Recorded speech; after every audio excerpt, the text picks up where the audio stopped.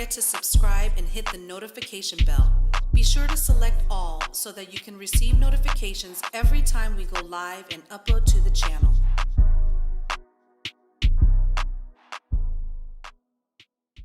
A Brooklyn bishop was robbed at gunpoint in the middle of his Sunday sermon today, and it was all caught on camera. The service was being live streamed this morning when he says 3 to 4 men walked in with guns.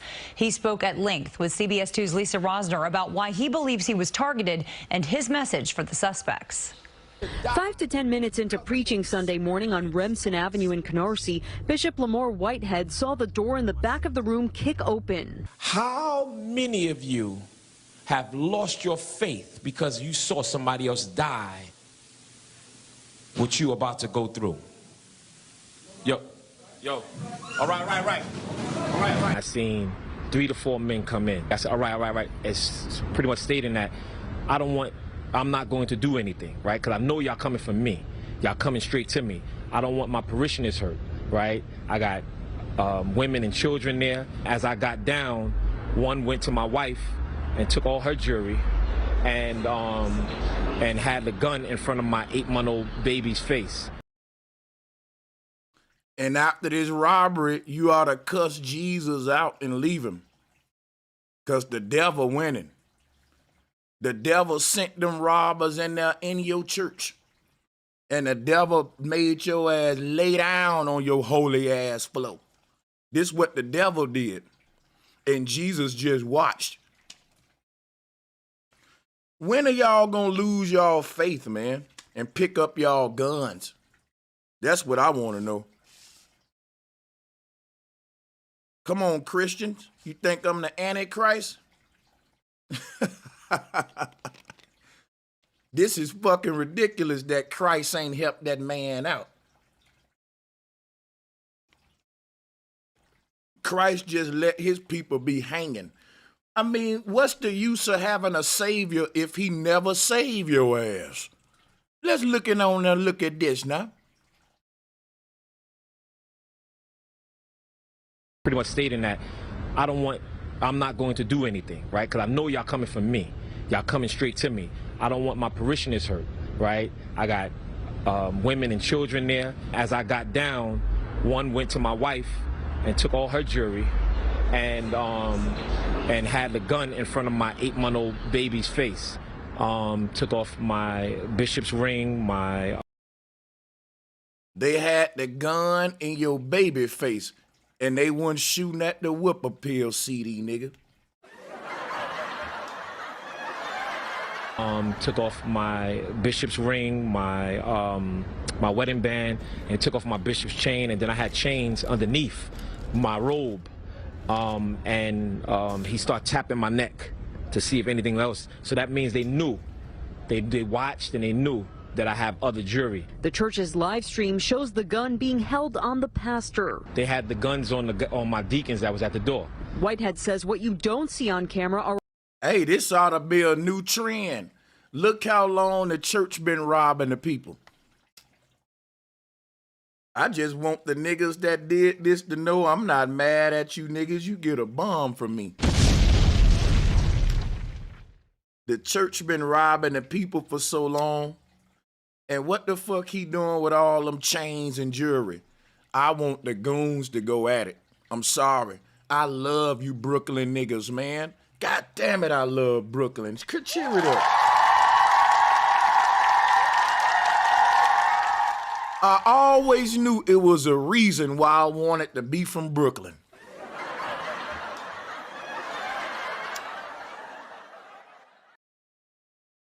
Boy, ain't nothing like a Brooklyn nigga. Brooklyn niggas are the first ones in the history of the United States to do some shit like this, to go up during the service and rob the pastor. Y'all better realize that New Jack City movie, that most of that, I think, is some Brooklyn shit, right? They were the Carter, where them buildings that Nino was in and shit, nigga. Nino was a Brooklyn nigga. Ain't that right? When Nino Brown, when they trying to portray a Brooklyn nigga, Queens niggas ain't like this.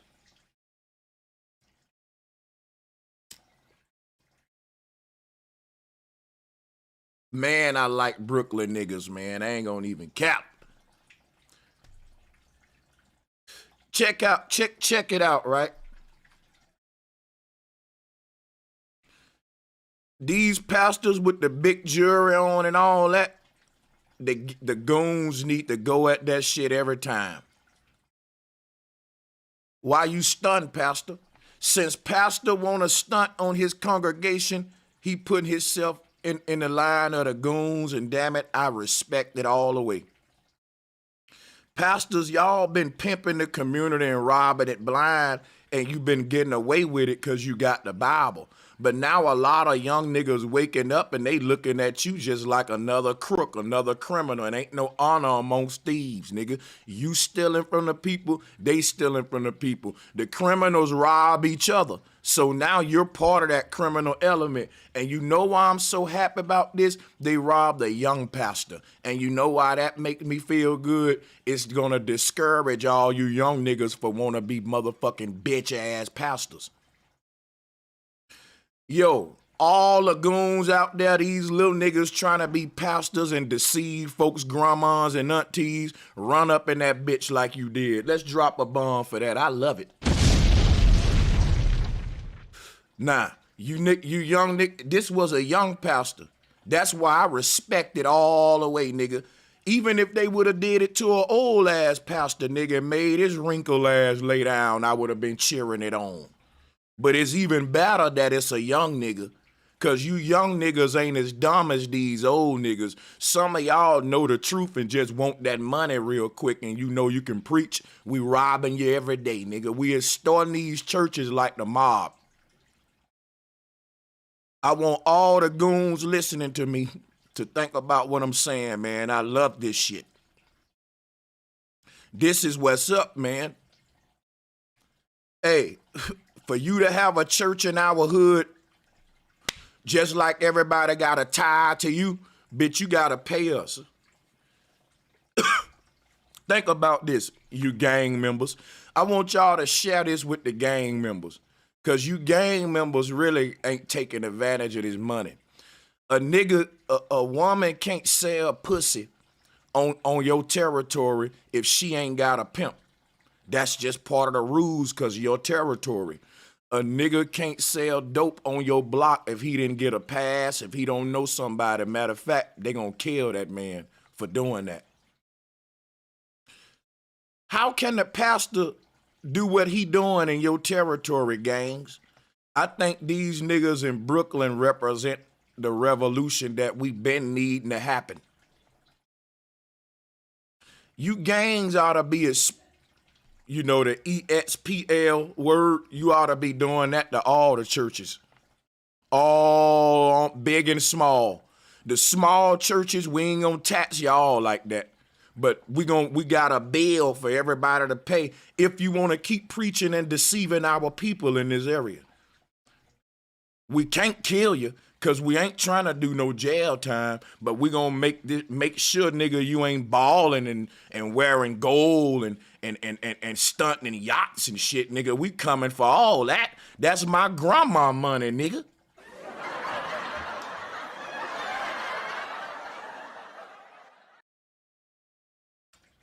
I don't understand how people mad at this. How y'all gonna be mad at this when God got all the power in his hand and God is in control? God wanted that to happen. Want me to tell you how I know? Because God ain't stop it. God wanted that pastor to learn a lesson. See how see, you Christians gonna come out here saying that's wrong, that's messed up. Shut up, man. Your God work in mysterious ways, remember? That's your God's doing.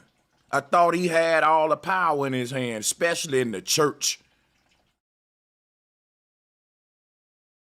So if your God wanted that to happen, we need to see why.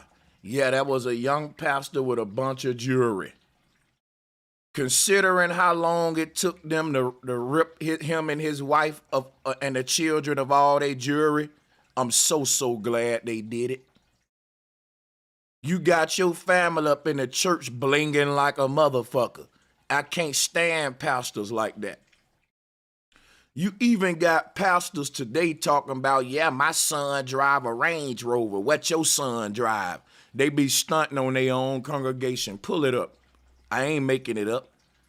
So you robbing the people. You giving them a lie, keeping them dumb, blind, and indoctrinated.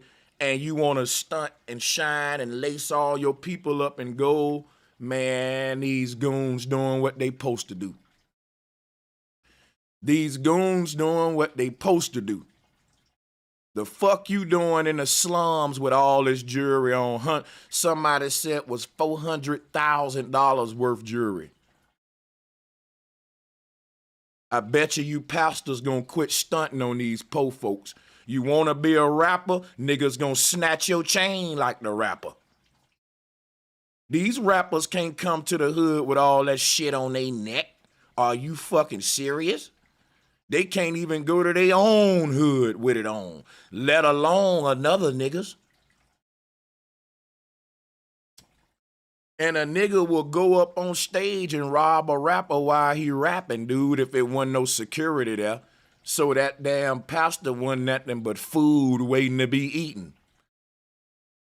And guess what? I'm so happy that it happened, because you goddamn pastors want to be rappers so bad until a nigga start robbing you like these rappers. Stay in your lane. You want to be out here blink a bunch of chains on your neck, watches and rings on. That ain't what Jesus would have did. See, you need to do what Jesus would do. And that's what's going to protect your ass. But you want to do what Jesus would do. You ain't trying to do what Jesus would do. See, you want to do what Jesus would do.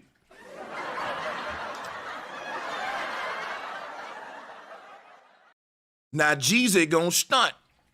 Jesus gonna buy hella chains for him and his daughter, his wife, and he gonna wear them outside, because that's Jesus, and he's saying he about that life. I'm gonna wear my shit out. Your pastors think you get a pass because, well, I preach the Bible, so I can wear my jewelry out.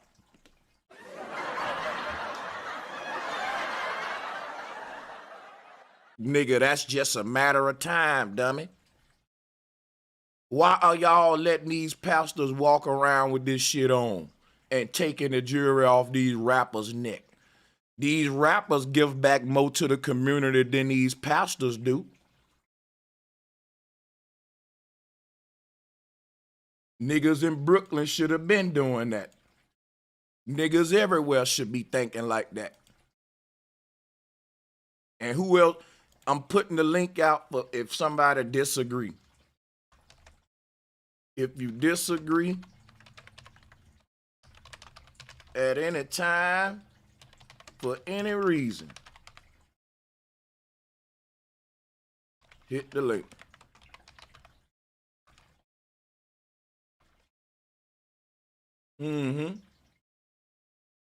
Let's look at this.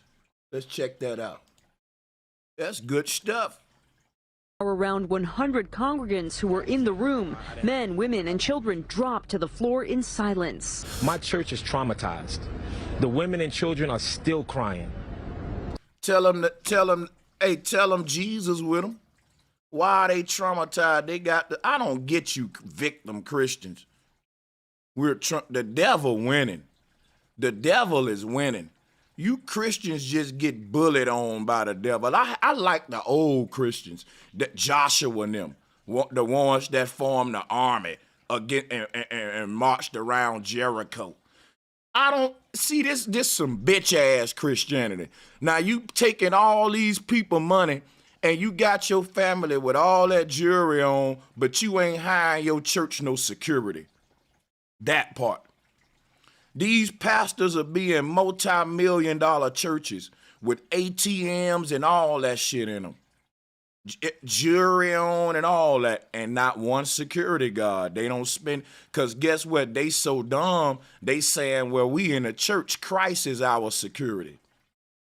That's a cost and an expense that we don't got to spend on, because we're a church. Who gonna rob the church? Nigga, welcome to 2022. It's time now that churches gonna need security guards, nigga. Did you know? Yeah, this marks what right now, moving forward, y'all gonna start seeing security guards and shit in the church, nigga. And when you see security guards in the church, that's a big blasphemy. You know why? That's saying Christ ain't protecting this place. Allied Barton is.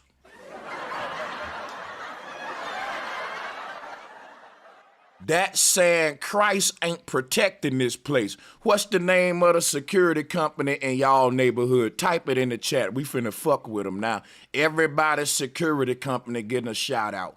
These security companies finna make some money, baby. Cause all of you churches, if you wanna keep on goddamn preaching this gospel, nigga, and lying our folks, we exploring you like the mob. Name your security company.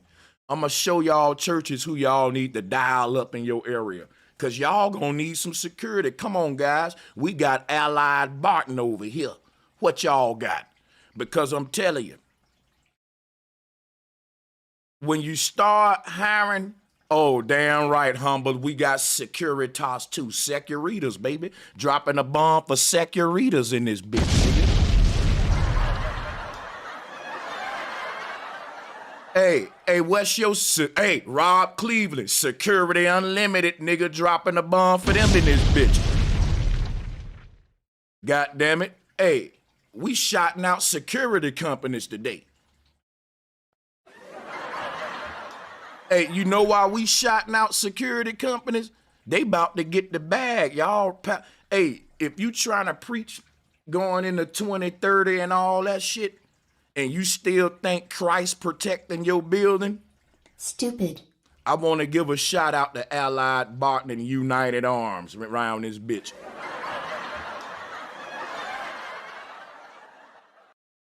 Hey, I want to give a shout out to Code 1 Security around this bitch. Damn right, nigga. We finna show y'all who your security and protection is. You been thinking it's Christ. Christ let the goons up and down y'all, man. When y'all gonna wake up, it couldn't have been me. Shout out to Intercon security in this bitch.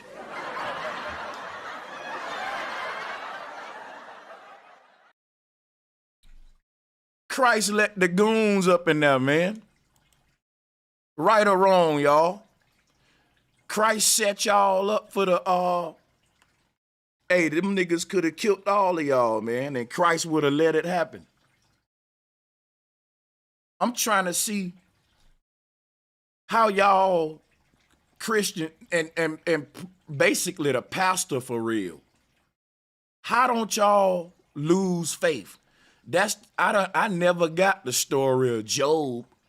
Cause if my God making bets with the devil and letting the devil fuck me up like that, nigga, then fuck God. I'm gonna say fuck God and the devil. You both can kiss my ass and do what you want, nigga. I don't care no more. Waging bets and killing my family and all that shit, man. Fuck that. You know, God don't really love me like that if he can do shit like that. Christians will do all that. They think that's love. My God just testing me. Have you ever heard of pimping? Yeah, your God will test the Christian to see how much shit can he go through for me. And that's what the pimp will do to the hoe. How long can she stand on that blade? How many tricks can she turn in one day? Yeah, I know it's cold as hell outside, but I want her in a mini skirt out there. I want them legs showing. And she gonna take it. Hey, the pimp gonna push the limit, man. Y'all being pimped. And it's a big pyramid scheme of pimping to where it start with the pastor, it start with the higher ups, then it go to your pastors and all these, your deceivers like that. You know what I'm saying? But the crazy thing, bro, is pimping, man. Pimps get robbed. And now niggas is saying, hey, these pastors is pulpit pimps. Why we ain't robbing them? That's free money on the table we ain't been getting. And niggas don't believe in Jesus, no way.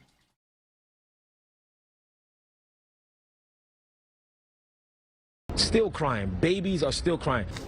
Police say the men took off in a white Mercedes. Whitehead says cops have a license plate and witnesses saw the men change clothes outside. These men, they need to turn themselves in. I forgive you, and I'm praying for you. You know, and I hope they need to turn themselves in and he forgive them. Hey, bro, if you forgive them, then why you want them to turn themselves in? That means you want justice. You don't want no justice if you forgive them, bro. If you forgive them, shut up about it. You shouldn't have got on the news and just kept on going. You shouldn't even be talking to nobody, doing no snitching. You forgave them. Christ wouldn't have worked with the authorities.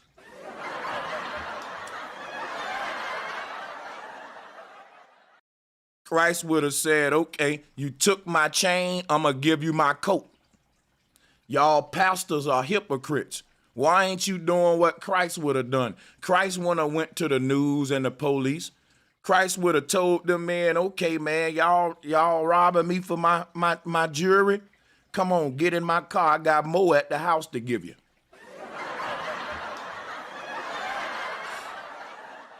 Christ said he'll give a man a coat off his back if he needed. Christ said, I think that's even one of Christ's lines in the Bible where he say, if a man try to steal something from you, give him more, give him some more shit with it. Ain't that a scripture? Ain't that somewhere in there? Hold on. Ooh, man, I wish I knew that scripture. I think that's a scripture, though. Ain't that one, y'all? Where Christ was saying, if somebody steals something from you, yeah, give them, that mean they in need, so you should give them even more what they stole from you. Give them some more. Didn't Christ say some dumb shit like that?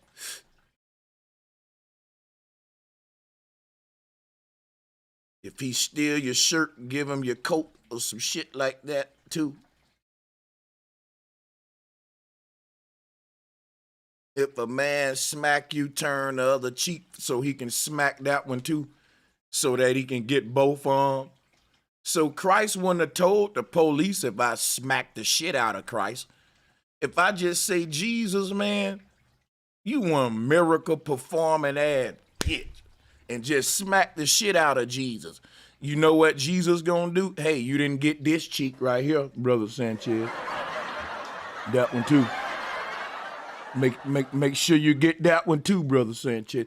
Why y'all ain't acting like Jesus, man? Pastor should have been giving them more. Pastor should have took around a congregation plate for the robbers. That would have made epic news, boy. That would have made the motherfucking church look so Jesus-like. Tell me how fly that wouldn't have been. Tell me if them niggas would have went in there and the pastor would have been like, I love y'all brothers. In Jesus' name, church, let us pray for them while we give it up. Church, let us bow our head. Let's pray for our brothers. We love them and we don't want no harm to come to them, saints. These brothers are, they are ill. They're diseased. Pastor should have been telling them robbers how much he love them and praying for them while he giving it up. And on their way out, he should have said, listen, y'all, stay for a minute. We want y'all to attend service. We ain't pressing charges. We don't want to press charges. Sit down and let me preach to you. We're going to take up a collection plate for y'all. That shit would have been epic. Them niggas would have been like, what the fuck? For real? Nigga, I'm turning my life over to Christ, man. I'm taking this mask off, nigga. Fuck that shit, nigga.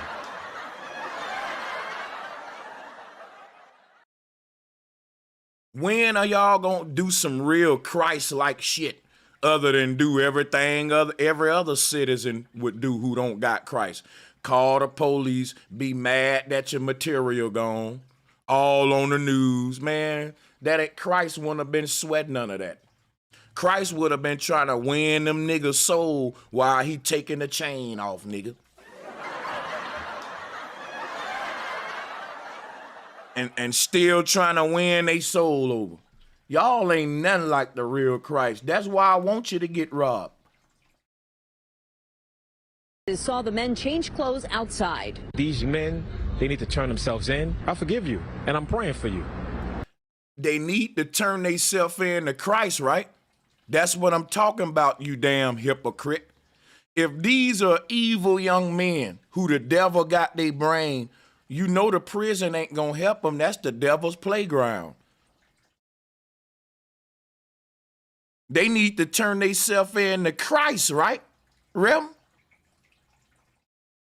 See, the pastor, guess what's so crazy? A lot of our grandmas and mamas looked at the church as a place to send their young boys to get some mentorship from the pastors, from the deacons. And the pastors just there to get money, man. And the moment they see some goon shit going down, nigga, they calling 911. They're not calling Christ, nigga. Stupid. All that calling on Jesus shit go out the door when them goons walk in. We calling 911. Tell them I just been robbed. And he want all of my jewels. And he's walking to my wife. I wish that I had Christ.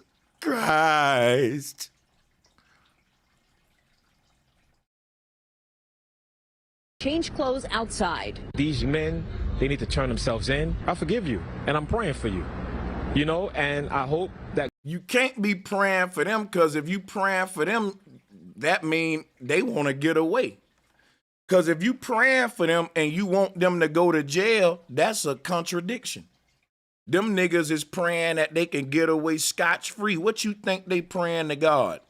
So if you praying for them, you're saying, man, God, let them young brothers get away. They didn't mean it. The devil did that. You know, they ain't got much. God, let them young brothers get away. Don't let the police catch them. And you shouldn't be pressing charges. Why? You praying for them. And if the prayer works on their behalf, that means God gonna forgive them and give them a second chance. And they'll never get caught from it. Because the prayer worked, remember? Stupid. Quit saying you praying for them and say, nigga, I'm calling the police on their ass is what the fuck I'm really doing.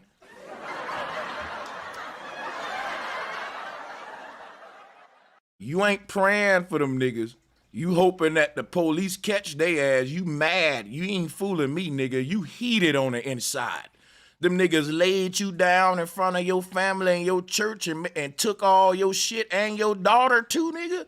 You ain't fooling me with that nice shit. See, you should have did that when they was in the church at gunpoint. You should have been saying, hey, everybody in the church, let's pray for these brothers while they rob me. That God deliver you from the mindset of who you are at this time. Whitehead believes his family was targeted because of the publicity he received when he helped. I know a lot of niggas like Brother Sanchez ain't right. He part of the problem for encouraging that kind of behavior. But hear me out for a minute. You don't think what the pastor doing is robbery? I'm being fair. I'm saying, how come he the only one get to rob? All robbers ain't doing it at gunpoint. And robbery is robbery, man. If I steal your bank information and social security number and rob your entire savings, I didn't use a gun, but I'm gonna do the same amount of time because robbery is robbery, man. Stealing is stealing. These criminals ain't smart enough to steal without a gun. So they just gonna do it that way. You know, hey, good, okay, good. But if they were smart enough, they wouldn't be using gunpoint. So the whole point that I'm making, don't let the gunpoint element make the shit seem it's just stealing. That's all. Nobody got killed, bro. No, them niggas know they weren't gonna have to shoot nobody. That's why they robbed the church. Duh. If you ask me, these are some good criminals. It seemed like they ain't because they robbed the church. But guess what these niggas know? If I'm robbing a street nigga, it's a 50% chance we finna get into a shootout. If I'm robbing a church, well, they just gonna give it up like Jesus told them to do.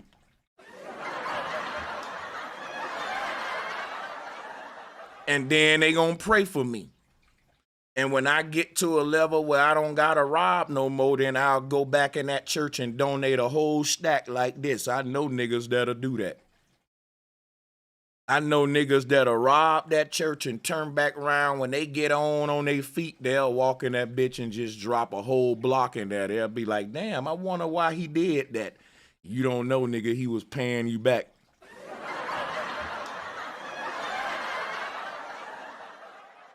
Turn in the suspect wanted in the fatal subway shooting of 48-year-old Daniel Enriquez in May. I turned them in, but the media called me the bling bling bishop.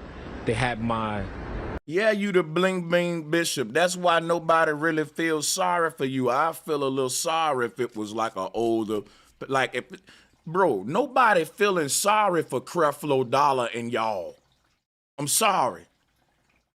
That's why I know I can come out here today and pop my shit and the people gonna be on my side.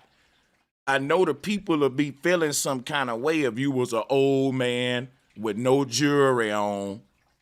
Yeah, nigga, I wouldn't be talking like this then. But see, you young pastors know the truth. Y'all know Christ ain't real.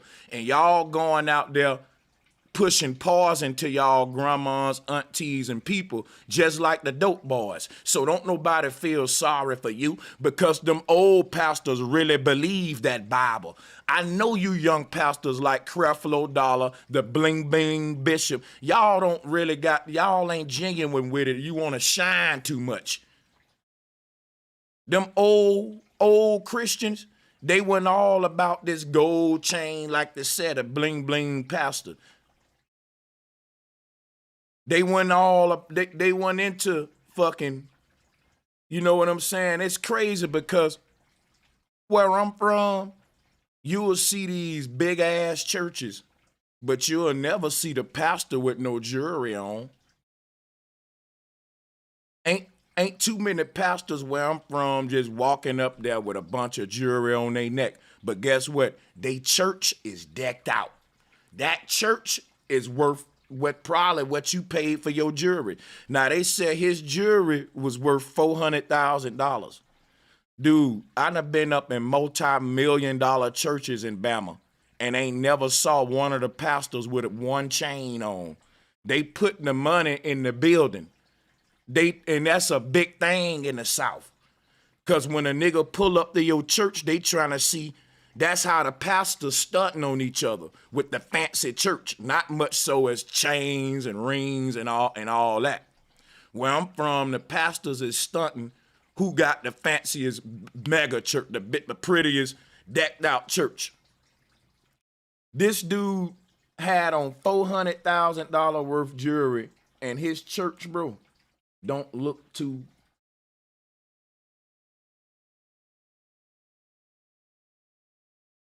That's like a trap house. Cause you'll go up in the trap house and niggas will have millions of dollars on the table, all around their neck, but they'll be in a shabby little shack. A little shabby shack. That's the kind of vibes I get with these little churches, you know, milk, and I don't know how his shit is, but I'm just speaking right now. Maybe it don't apply to him. In a white Mercedes, Whitehead says cops have a license plate and witnesses saw the men change clothes outside. These men, they need to turn themselves in. I forgive you, and I'm praying for you. You know, and I hope that God deliver you from the mindset of who you are at this time. Whitehead believes his family was targeted. I hope God deliver you too. Look, got a Fendi coat on. Look at this nigga. And he want to know why he gonna keep getting robbed. Y'all, look at this man's hands, y'all. He got rocks the size of goddamn Mount Everest on his hands. Look at how this man is portraying himself out here. And he want to know why niggas gonna rob you. You're doing too much for a man of God. And you know what they gonna say? So a man of Christ can't be wearing Fendi and be wearing Louis? No, he should be wearing a Christian cross on his shit. That's stupid. Yep, I said it. his brand, he should be constantly repping his creator and his maker.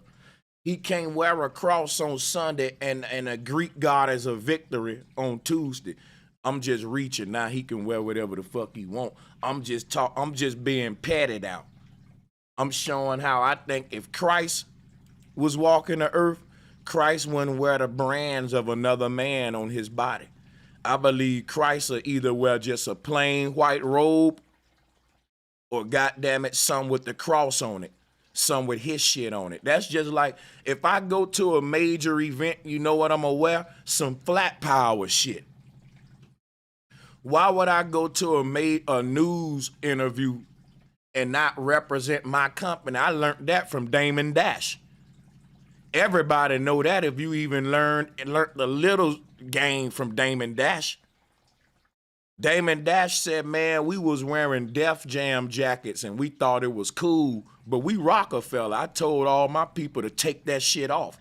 Def Jam got mad. No, we rocking our shit, nigga. Rockefeller, our brand. So who are you representing, Pastor? Fendi or Christ? Who are you representing? Capitalism, prosperity, like what Creflo doing, or the humble spirit of God? And I just don't agree with prosperity pimping pastors. Me personally, I think that they just food waiting to be eaten, and when they get eaten, shouldn't nobody care. At this time, Whitehead believes his family was targeted because of the publicity he received when he helped turn in the suspect wanted in the fatal subway shooting of 48-year-old Daniel Enriquez in May. I turned them in, but the media called me the bling bling bishop. They had my Rolls Royce car all over everywhere, and I feel that place. Yeah, you in a Rolls Royce Fendi. You in a black community teaching people a lie, indoctrinate them, and you snitching on niggas. Bro, and you in Brooklyn? God damn, Brooklyn. That's why I said the niggas that robbed him, they been watching him. And them some niggas that know the truth. They ain't with them some, guess what? Them niggas ain't no religion ass niggas. They know that he's pushing indoctrination. Them some real life Robin Hoods and heroes, my nigga. Them the niggas that saying we finna steal from the rich and give this shit to the poor. Cause guess what? This nigga is a cancer in the community. This dude here is keeping our people dumbed down with this religious shit, selling them a lie with faith, at the same time riding through here in a Rolls Royce, $100,000 worth jewelry on. And you don't think some niggas gonna be like, man, fuck this dude, fuck that. Nah, man, fuck that. Look how he getting his money, by robbing the people with this indoctrination. And he's so arrogant with it, he's among them riding a Rolls Royce while most of them probably catching the damn subway. Yeah, niggas been peeping you, B. And they ain't gonna let you live in the city. In my Brooklyn voice, son. For real, son. We been peeping you, B. For real, son. And we ain't letting you live in the city, son. Straight like that, son. Straight like that, son. Played the part in this. I think all pastors should be able to get permits for pistols. The NYPD is investigating, and Whitehead says the mayor and top police brass have called him, pledging support to. And he looked like Ines from Making the Band. Find the suspects. Fortunately, no one was hurt. In Canarsie, Brooklyn, Lisa Rosner, CBS 2 News. In a statement, a spokesperson for Mayor Adams said, quote, no one in this city should be the victim of an armed robbery. Or an unarmed robbery, which is what the pastor carrying out.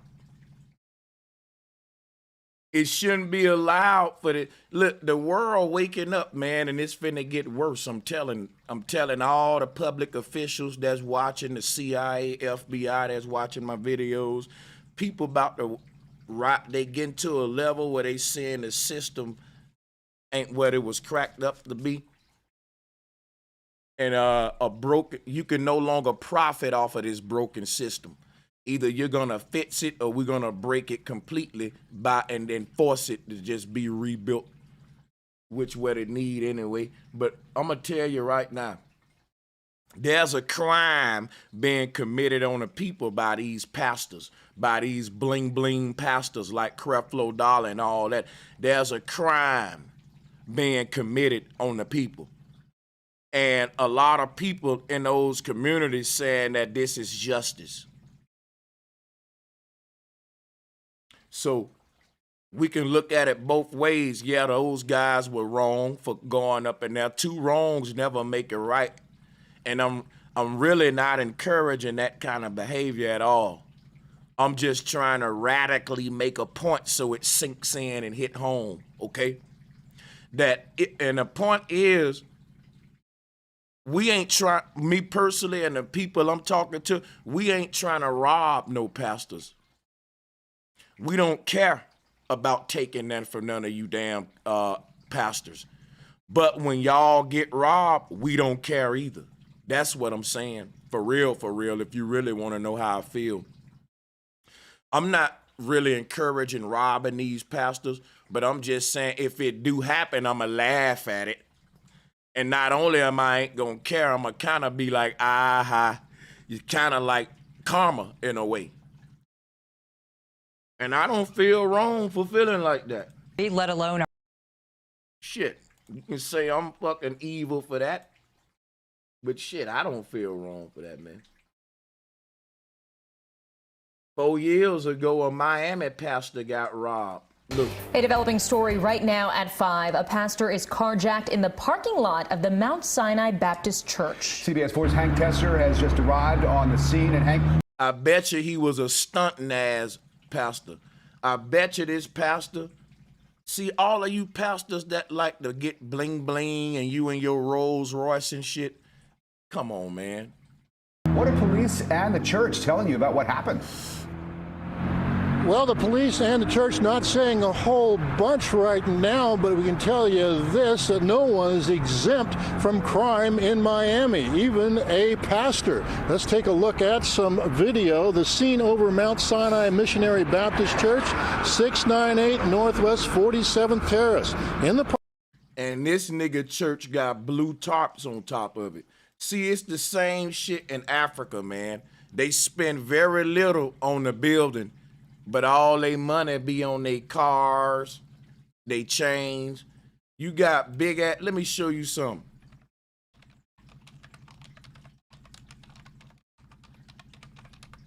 Watch this shit. In Africa, yo, these pastors balling way harder than these pastors in America. And they church ain't nothing but a big ass tent, my nigga. These pastors will have your grandma out in this motherfucker sweating in the Sahara, motherfucking with a big ass tent. No AC or nothing, but they got these loud ass speakers. Motherfuckers falling out and they saying it's the Holy Ghost. Stupid. Nigga, it's this hot ass tent. See them little paper fans that they got with the stick on it? Ain't gonna help when your ass up in Mumbai and all these, what's them hot ass African cities and all them Africans up in there shouting and the music and niggas falling out. That ain't no Holy Ghost, that's the heat. Them pastors fooling y'all. And they ain't got to spend that much for. This is sad, bro. Look at this shit. They'll put y'all in big ass tents. I'm telling, this is modern day trap house. You can just set up a little circus. You know how the circus come to town and you can move that shit. God damn.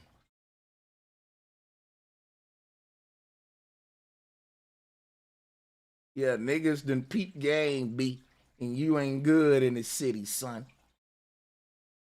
7th Terrace. In the parking lot, Pastor Johnny Barber was outside of his black Range Rover. He was adjusting a promotion flag when he was approached by two armed men.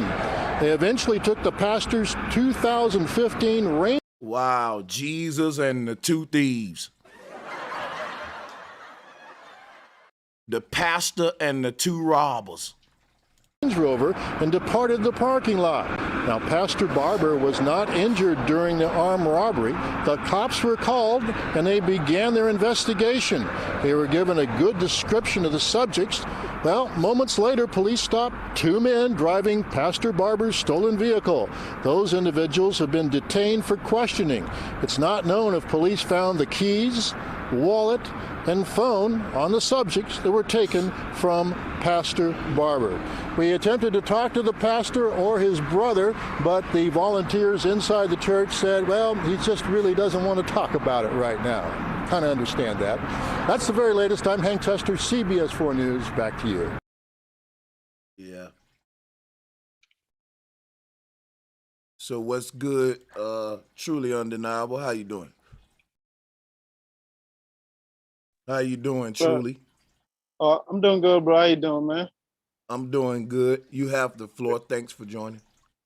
Oh no, I really just joined. I've been waiting a little bit, but well, do you mind if I ask what you were touching on? And I know you kind of wanted some rebuttals as far as what happened with the pastor, but was you kind of focusing just on one subject, or just everything kind of in the air? We got various topics on the round table today. So what's the smoke?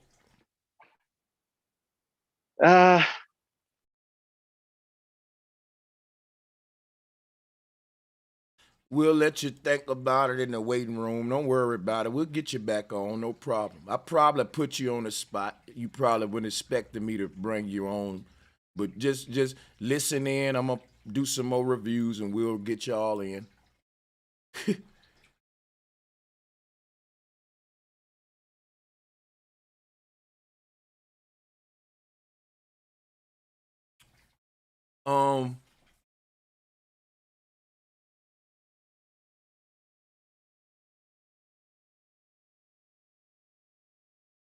Hold up, guys.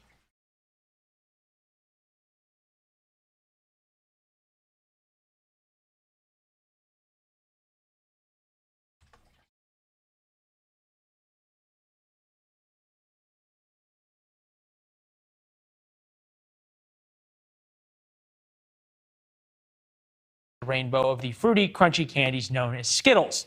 I haven't had dinner, I'm hungry. But now, just like in that Skittles commercial you just saw, a lawsuit is claiming Skittles are actually bad for you, and not just for your waistline. The lawsuit alleges Skittles are made with a toxin called titanium dioxide that, in their words, is unfit for human consumption. In 2016, M&M Mars said it was planning on getting rid of the chemical from a product, but the lawsuit claims it's still being used. In a statement, a Mars spokesperson said, quote, "While we do not comment on pending litigation, our use of titanium dioxide complies with FDA regulations." Andrew Lieb's here, managing attorney for the Lieb law firm. Boy, I'm going to end up getting like a pack of M&Ms, and a class action lawyer is going to get a new jet. That's how this is going to work out, right? Well, M&M's, the lawsuit says, is safe, just so you and I know. Right, no, that's why Mars is going to give me my M&M's. Yeah, I brought us some Swedish fish over here if you want some. They say they're safe, too. I've been eating them while I'm waiting. Delicious. Good choice. Yeah, the best. The best. So the real issue here, which no one's talking about, is that this titanium dioxide is in roughly 3,000 products, and roughly half your grocery store has it. We got milk products, pastries, toothpaste, lipstick, sunscreen, chewing gum. So all the things we're eating every day is about titanium dioxide, and the FDA says it's safe. Now, I will point out France and the EU disagree, but this is going to be a real expert witness heavy case because the FDA, like I said, says. Hey, you know what's crazy? We're like a guinea pig experiment. And they know this stuff, like why all of these other countries will come out and say something that ain't safe. And America be like, yes, it is. Like with the powder company, I think Johnson & Johnson. Other countries for years was saying that it was, I forgot the chemical in the powder. Somebody gonna put it in the chat room because there's some smart people out there. But it's some chemical in the baby powder, in the powder, that ain't safe. And other countries had banned it for years. They just took it up out of their powders. But America had the shit going on for years and years. And then we finally said, oh yeah, they was right. It is dangerous. We finally eventually agreed with everybody else, and it let me know they're not gonna agree till their research is over. I gotta reach with it, because why would they play dumb? They'll say, no, it ain't harmful. And then a decade later, oh yeah, we found out they was right.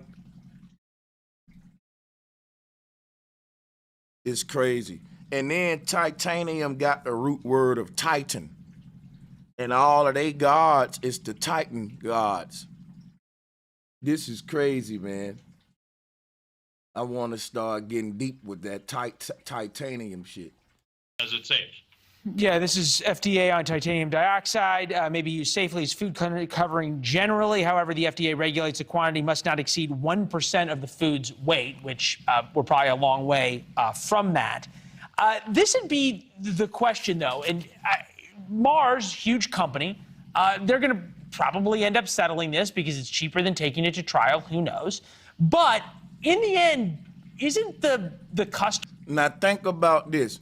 The name of the company that's doing all this is called Mars, which is the god of water, red planet they said we trying to go to.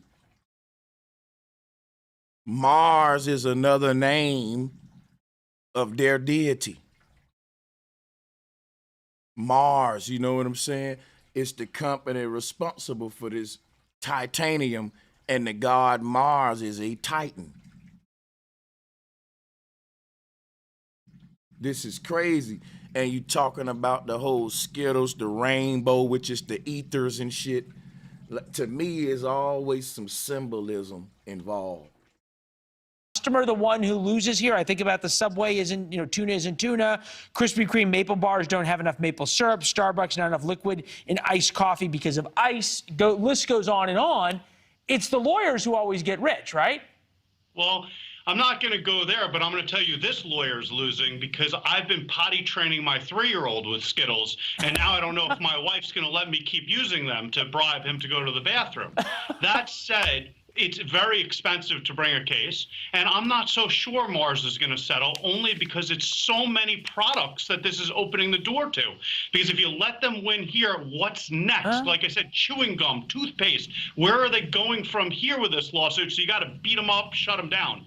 It's a good point, and in Godspeed in potty training. It's not an experience I have yet to have, except with 4-legged children. We'll talk to you soon.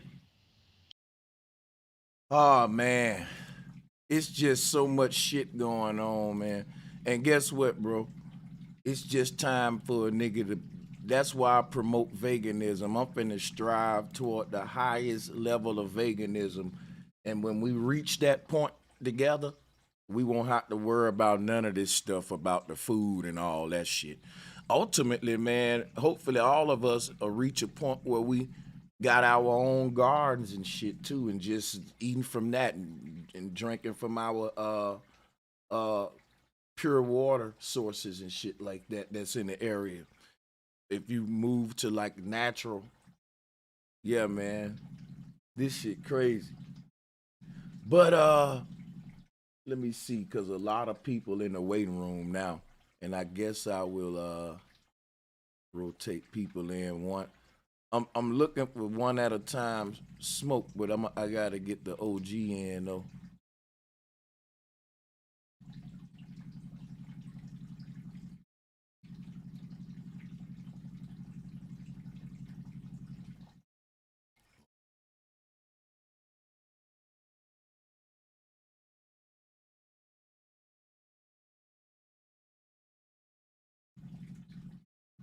I'm looking for that smoke, but I don't think I'm gonna get none, man.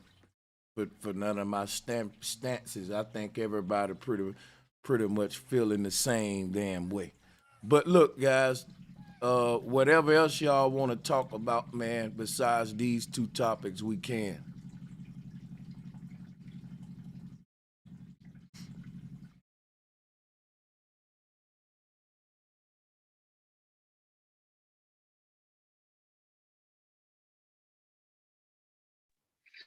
Yeah, I'm with you, my brother. I don't know if anybody else was talking. I couldn't hear nobody else talking. Grand Rising, much love and respect to you, brother Sanchez. Much love to everybody in the chat. Flat motherfucking power, you know. Hey, That's why I'm always on.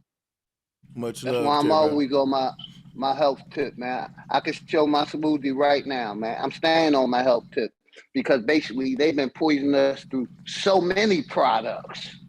For real. You know, I'd rather starve myself and detox my body, you know, than continuously putting in these products that we know they poisonous. You know what I mean? That's why I take the stance that I do. And like I said, I don't gotta lie. I show you my smoothie right now with 9, 10, 11 different herbs. I mean fruits.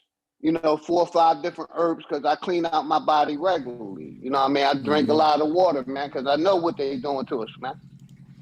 You know, and it ain't just the snacks. It's the meats. It's all of them. I'd rather me process fruits and vegetables through my body than meats through my body because I know the meats ain't just going to just sit there. The fruits and vegetables going to process a lot faster, man.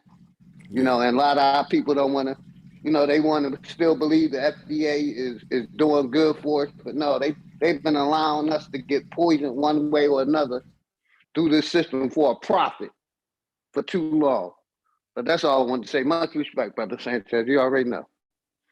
Much respect. Yeah, that's real talk. Salute, bro. Salute, Ski. How you doing? Hey, man, I'm doing good, man. You was on point with that prosperity pimping, man. You know, we coined that prosperity pimping, man. I think a lot of people just waking up and they losing like a lot of respect, man. It like you said, it'd be one thing if they really stood on what they were saying, but it's kind of like they know it's a game and they running the game, man. So salute for the information, man. Yeah, man. I think because they said they was watching that pastor, bro. So that meant that they was like, yeah, man. They was like that dude on Belly with the banana. We gonna instead of saying they gonna drop a dime, nigga, we finna rob this nigga. But they was watching that nigga, man, because they was very targeted to choose a person that the people is like, oh, fuck him. Yeah, we don't care that he got robbed. They even call him the bling bling pastor. Oh yeah, he the one had the $400,000 worth of jewelry, the big medallions and all that, huh? Man, I don't care what nobody say. That's a lick. You doing too much as a pastor with that. With you trying to compete with the rappers and shit now. Like, I don't know. To me, bro, that's you doing way hella too much as a that pastor. Man had two huge big rocks on his fingers. Yeah, man. Once you go to doing it like that, niggas, your pastor pass kind of niggas ain't looking at you like that. They looking at you like the bag now, man. It's that pastor little pass get blurred a little bit. 70s all over again. Can I ask a question though? I mean, I was raised in the church. I was raised. Somebody got their background on. Hey, sister, we can hear you, but it sounds like you kind of far from the mic. All right. Well, if you have a problem, I'll just hang up because there's something on my microphone. I'm actually using a Can y'all hear her? Speaker. If they hear you, then yeah, I can hear. I can hear her, but she kind of far back though. Seems like she kind of far away. She got a little closer. Yeah, I have to. There's something wrong with my microphone, so I connected my phone to a Bluetooth speaker. But yeah, I just be curious. I want to know, and like I said, I was raised in church. But I want to know what's wrong with having a rich pastor. My pastor's rich. I think I think having a rich pastor versus having a flamboyant pastor is two different things. Now you got a lot of, like I said, I'm from the Bible Belt, and I know a lot of the bishops and pastors, they be older guys with old money. I'm talking about they be rich, but they also be humble. You don't see them like in a Gucci suit with big rocks and chains and Rolls Royce. They ain't doing that. You know what I'm saying? They it's a level of like you don't even see the president of the United States and like different. It's almost like the Pope is rich as hell, but you don't see him in it. So it's kind of like a level of class that you go with to kind of separate yourself from what in the church that we call secular society. Because the secular, because I'll end with this. In the secular society, because where I'm from in Bama, it's very strict. Women can't even wear jeans. So that's why I got this viewpoint. That we say that you thinking worldly and secular once you start buying like Rolls Royces, all that in the church. A lot of folks will say, well, this brother here now kind of getting carnal minded. It's a lot of more good Christ-like usages we could have done with that money to show the love of Christ in the world. Instead, we trying to be like rappers and stuff. Well, you know, I got a lot to say. I was going to say, I kind of a little bit disagree. I disagree with you when it comes to the Catholic, the Pope. Because in my opinion, the Pope is flossing. They always do. And you with an all-white suit on? Hey, no, not with the white suit, but you gotta, if you're a Catholic, see, I'm not a Catholic, but those people that pay attention, they could tell what their Pope, how their Pope, if their Pope is corrupt, or how corrupt their Pope is, or what have you. And a lot of them, they always say that about the Pope. But you made me think of Minister Farrakhan, because I remember when he used to floss. Y'all remember them days? Yeah, he kind of moderate with it today. I don't remember. Now he is. I can't really remember his flossing days, but I'll tell you this. Oh, they talk about it so much that, you know, see, when I was a child, as a child, you may not be able to tell. But I remember when I was younger, they would talk about his glasses and they would just go in on certain, how he would dress. But then it makes me think of northern style versus, or northern social norms versus southern social norms. Because you say you're from the Bible Belt, and I'm just thinking, you know, I left the church because I just don't want to be around no more broke people or poor people. I don't want to be around that shit. And I'm from the north. I'm from a place where the cost of living is exorbitant, and so I left. But are you still a Christian though? No, why do I still need to be a Christian? I was raised. I came from a Christian legacy. Our people came from a Christian legacy. Why do I still have to be a Christian? Like, let the rest of the world. That's right. Let the rest of the world. That's how you're supposed to do it. You're supposed to. That's not how, you know. Let the rest of the world study us and learn our form of Christianity or our way. We don't have to stay Christian. Why don't we just move out of the way, move out the church, and let other people, if that's what you believe, then make some space for the rest of the world. I mean, seriously. So you know how much you gonna do? How much Christian you gonna do? You know?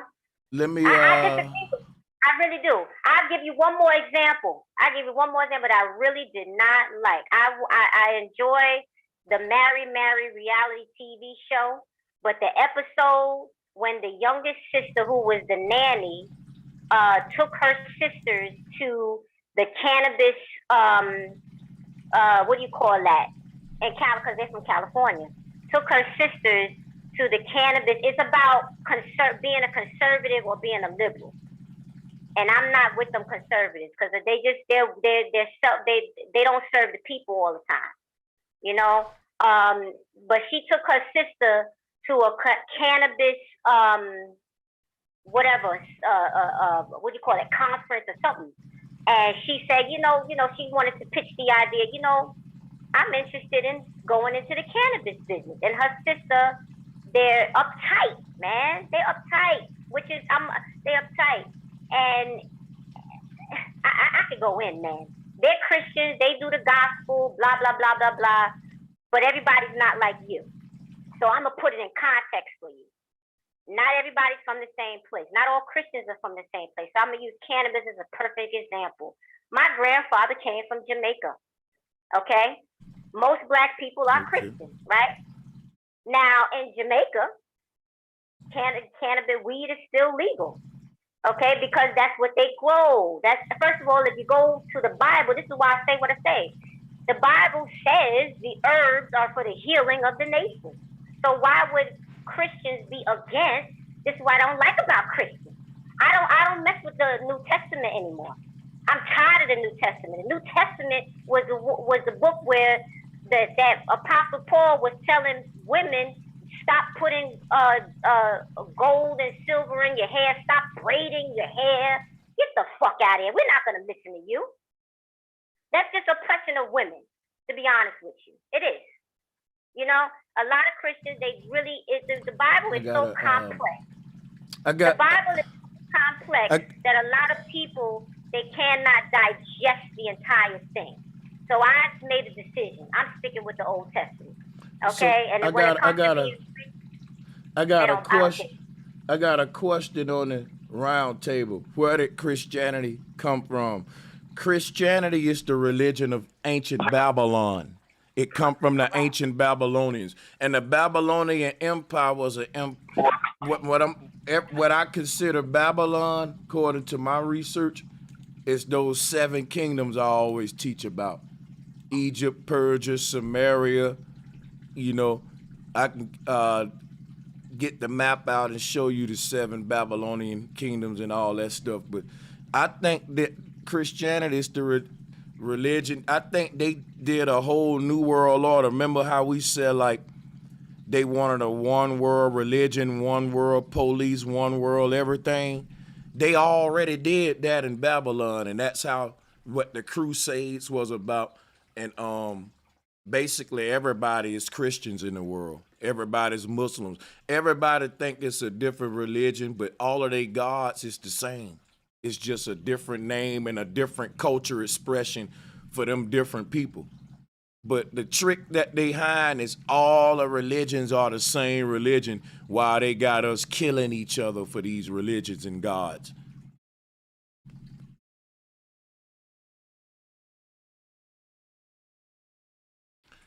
Yeah, but anybody on the call want to grab the mic? D Stone, what's good? Grand Con, what's good?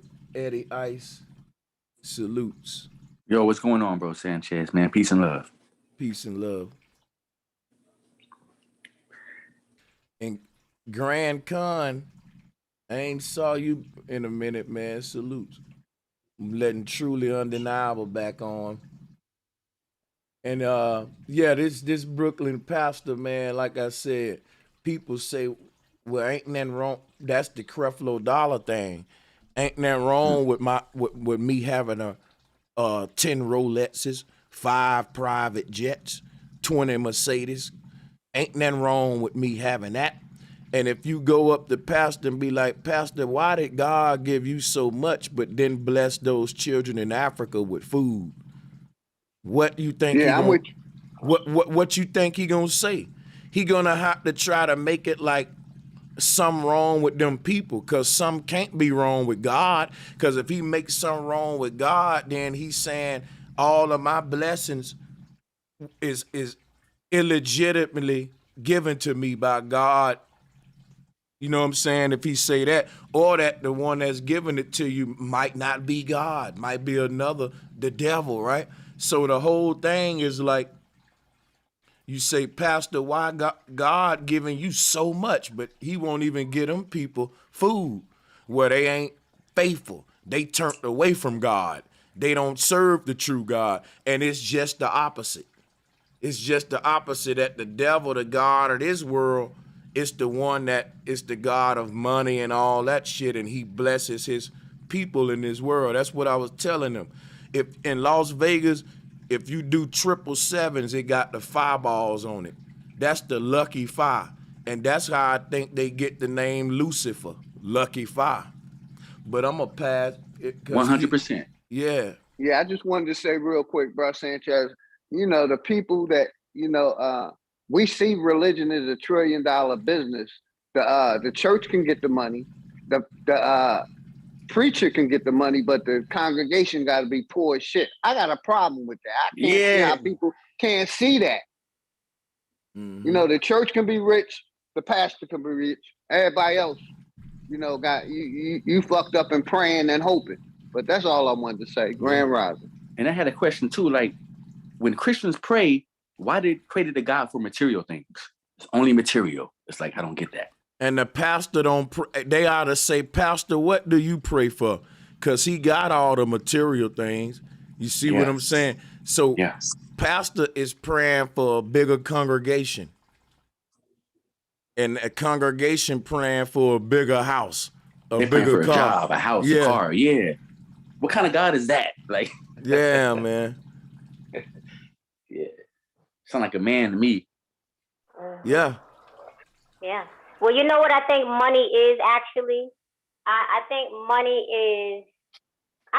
was made by God or a God, whatever, even if it was a lesser God. I think money is a way for the God consciousness to learn what's inside the human being's mind. Because what's in your mind is what you're going to spend your money on. I think it's. I think that's what that is. Wow. Because if you think about think about what cryptocurrency is. Think about cryptocurrency. Think about how. Look at how. Hold up before we go to cryptocurrency. Let me say something about the money line. I think it's the opposite. I think because of money, you can't see what people's true feelings and what's in their mind is, because you can only see what they are as a effect of them being driven by getting the money. So everybody just under this other ego of getting the money type mind, and no one is really showing a true, that like our mind, our true self is being hidden behind this dude we calling a go-getter or a capitalist or a hustler or a boss motherfucker or all that. You know what I'm saying? In my opinion, I think if you drop the average go-getter money chaser off in the jungle where it ain't no money, it's just survival. Everything you need there is paradise, waterfalls, everything there. They'll be miserable in paradise. They would want to get back to the city where the horns blowing and the traffic jams and the air dirty.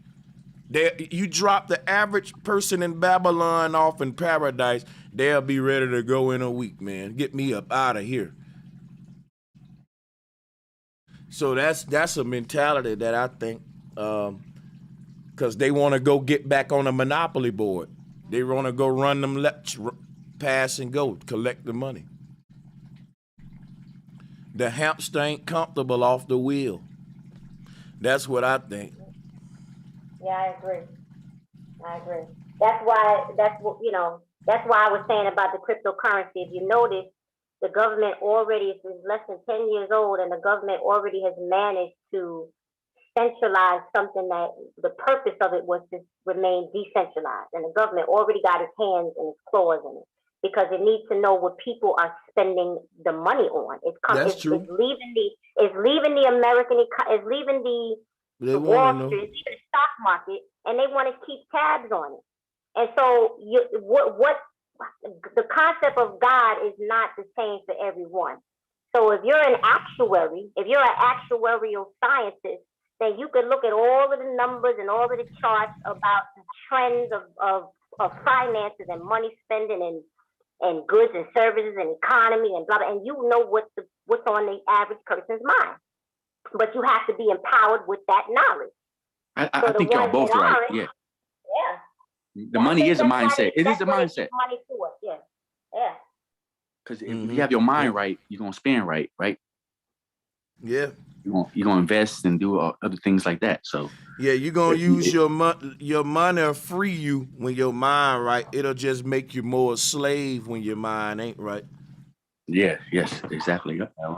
And the reason why money is a god, or I don't like to say God, because God to me is nothing but mankind. Then you got the creator that created everything. But money, like you say, God is a guide. Everybody is guided towards money. Another word for God is power. That's why they say money is power. That's why when they say give the shots to the Most High or whatever, they're not talking like bro just said. They're talking about Lucifer himself. That's why they throw up the devil horn, the Baphomet, this, that, and the third.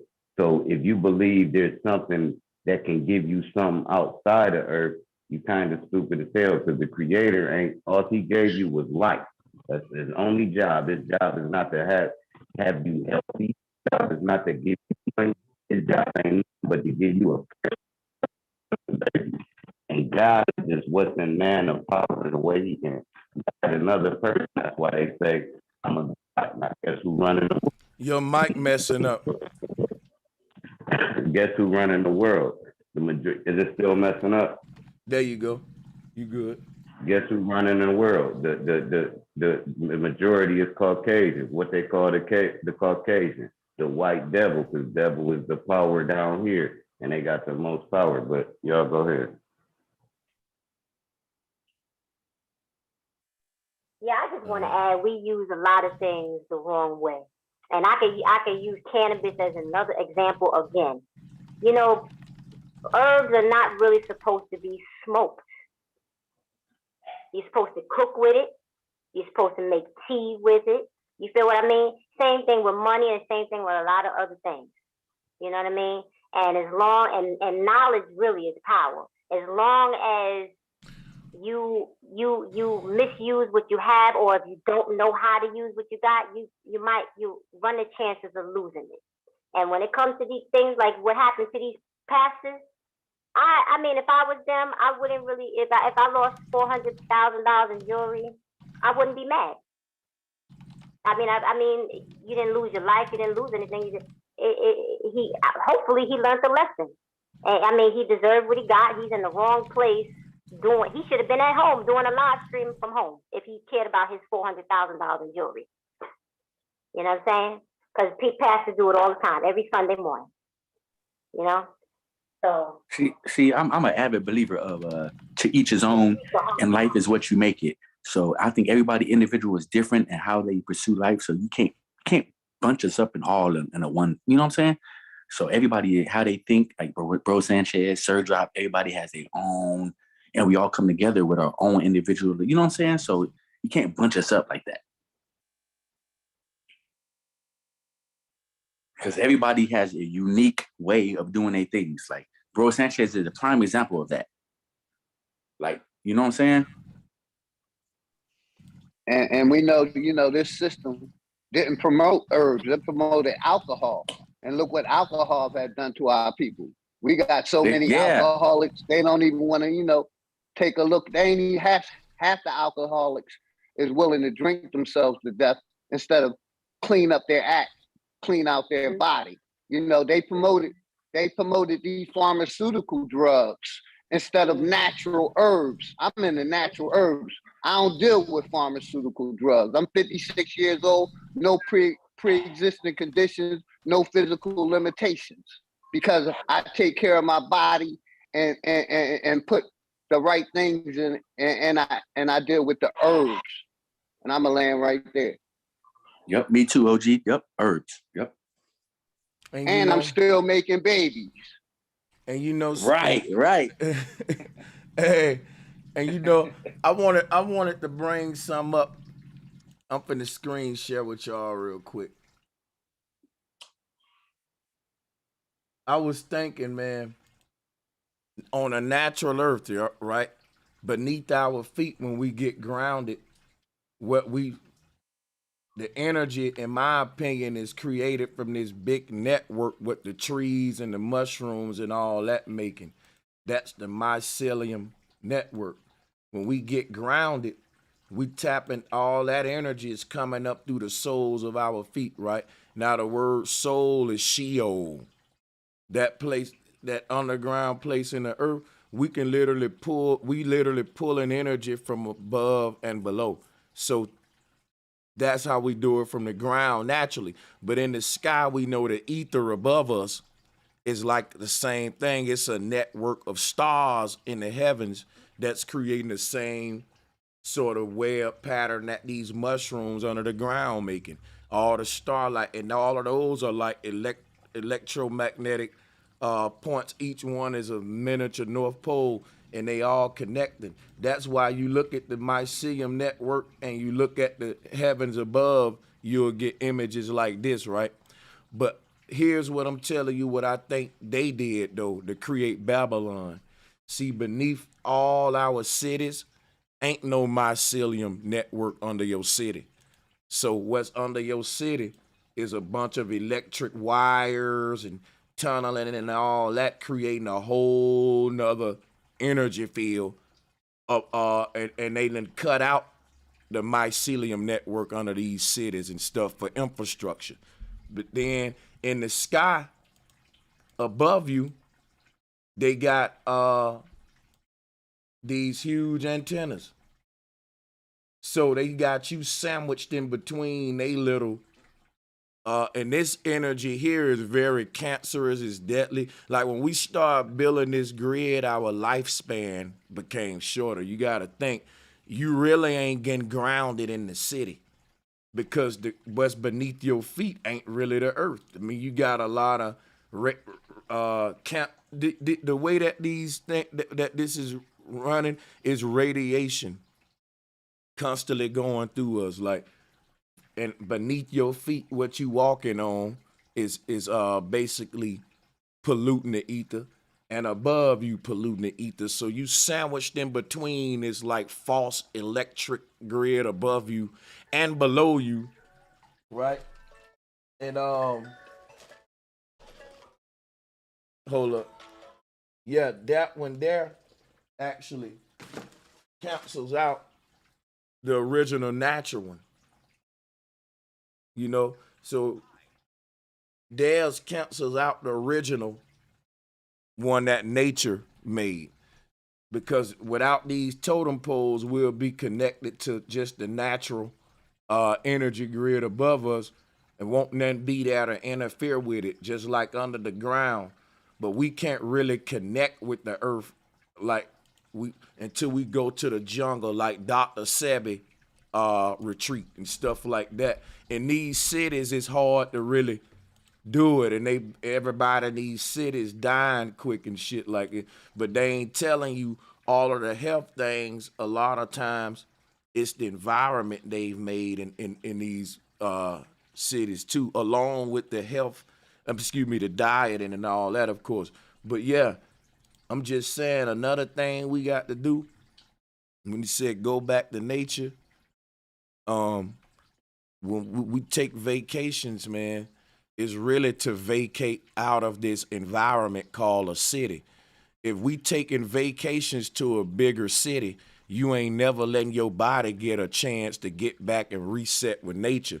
So I'm just saying, if I'm gonna take a vacation, if I was y'all, I would go somewhere where it's less technological, and you'll see that it'll be like some Dr. Sebi retreat. That'll be a vacation spot for me, man. Shit like that, or like Fiji or some shit, you know.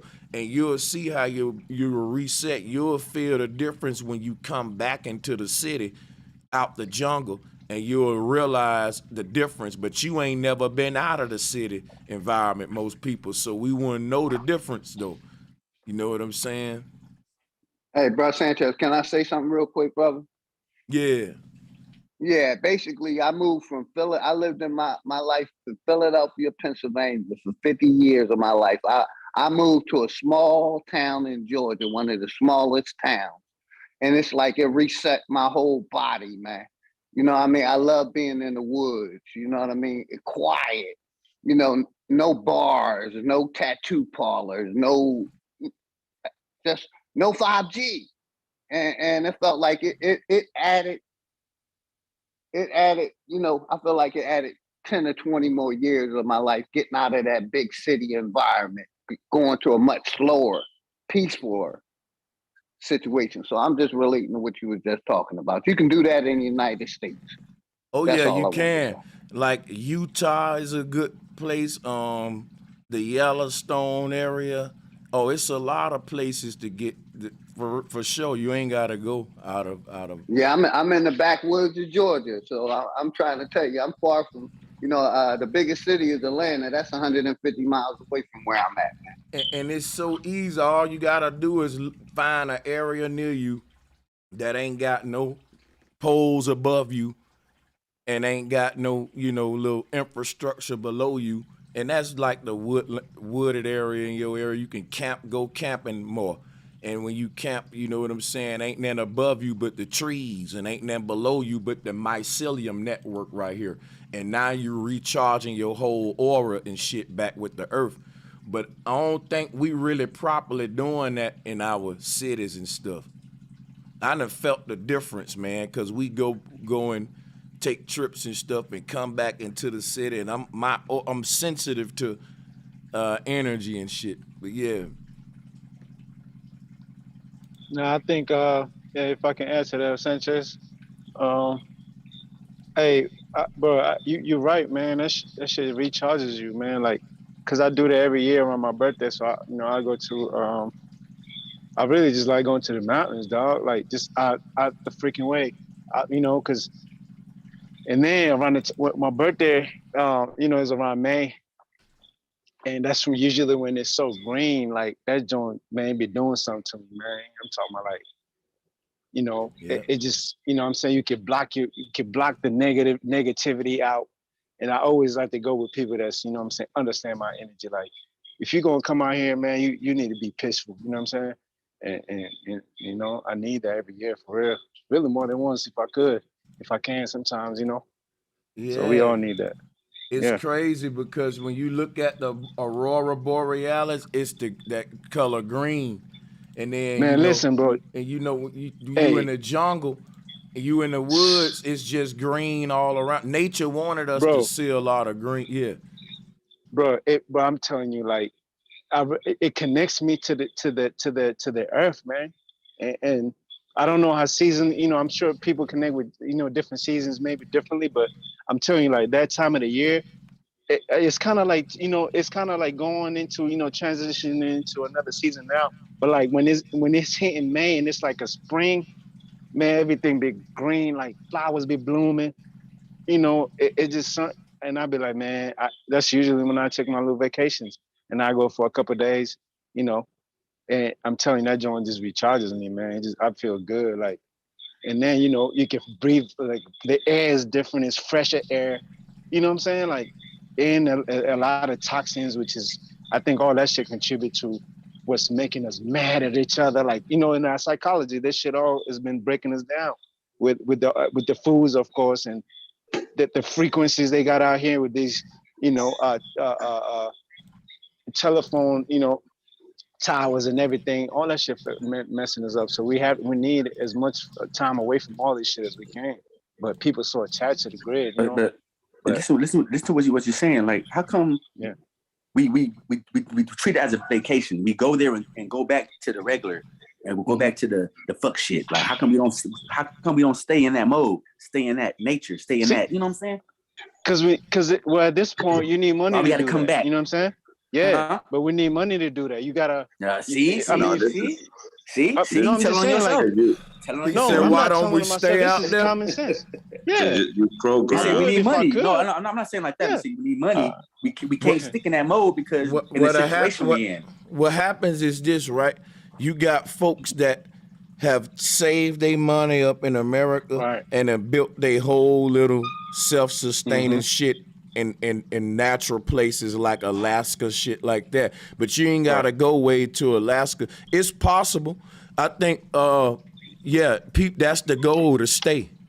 We ain't putting that that's the goal. One thing you would notice and shit. One thing you would notice is the sound of the city. When that's gone, that's what's basically helping you get a peace of mind. You're not hearing traffic, you're not hearing none of that. The It just birds, peace. man. Yeah, I like listening to the why do we come birds. back Like, to it though? Why do we come back to it? because we live here, man. Because it's a Yeah, bro. Is that so Like, what the complicated? We live fuck? here. Right, Listen, bro. look, it's a vacation. You planned feel on you, coming bro. back. You ain't planning on leaving the state. We got to come back, man, to the city, man. Listen, if We you can't ain't leave the planning, city, right? Well, because I mean, it's a system we trapped in, and this is what we're trying to get away from, right, Sanchez? I mean, the panel, right? Yeah, we It's, come. yeah, We just recharging. like I said, a I'm not. goal is I'm too programmed for real to. Y'all make it seem listen, like it's hard to leave the city. listen, Man. bro. Do you live I'm in the too broke. city, man? Yeah. Look, Oh I'm my too God, programmed. bro. I'm gonna keep it 100 with Oh But I'm trying to y'all. get out of my here, man. I'm God. trying to get. All right, It's hard. Yeah, it is hard. We My bad, is too, Sir. bro. My bad, Sir. My bad, Sir. Go ahead, sir.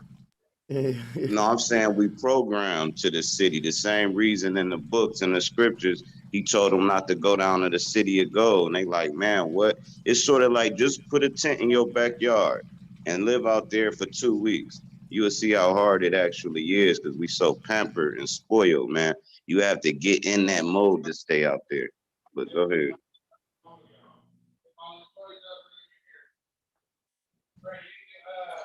So we stuck, huh? We basically stuck.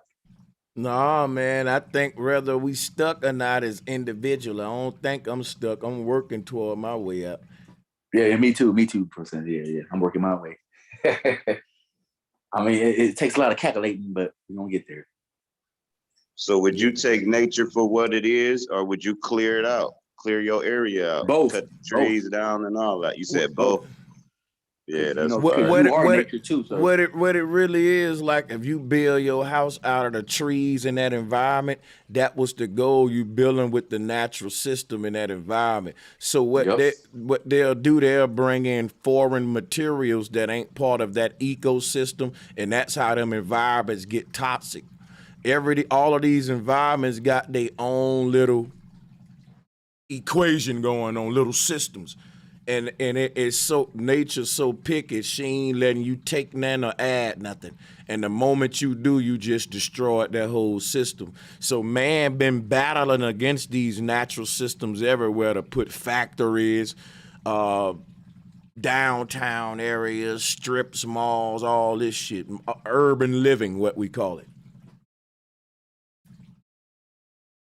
And so because of that, he built against nature. The systems in that environment is automatically gonna be failed because we building against the natural system, which is why in all of these cities, man got to now build his own systems to replace the ones he built on top of and destroyed. So we got to drink our own pee, our own shit water.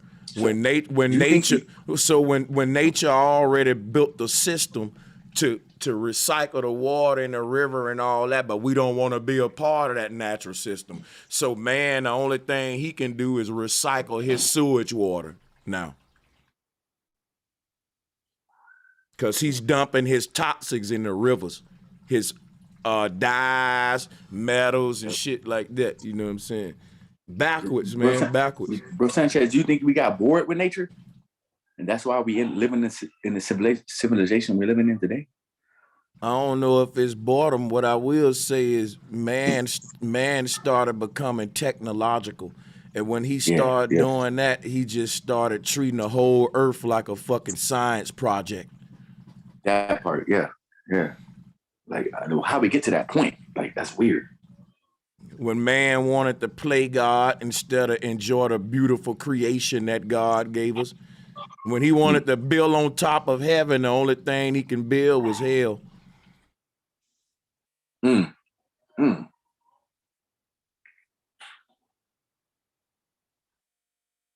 Yeah.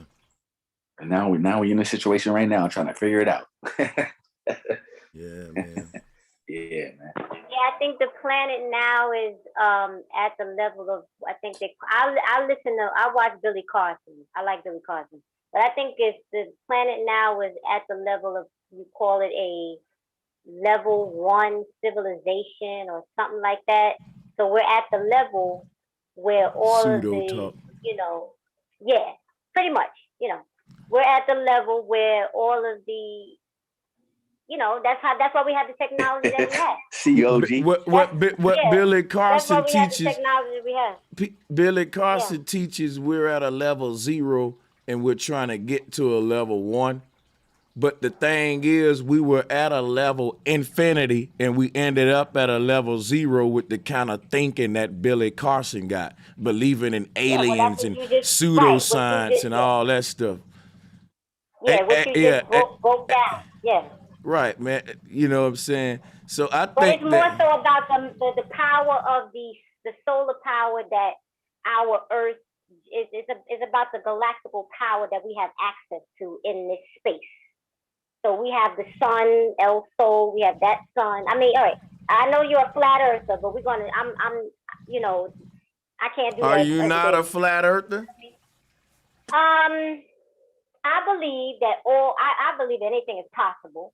And if God is real, and I believe in science, I'm saying I believe all phenomena could change shape. Anything could change shape. That's what I believe. Shape shifting. It doesn't matter. That's not for a planet. Do you believe in like a supreme? You can terraform a planet. Do you believe in? You can't shape shift a planet.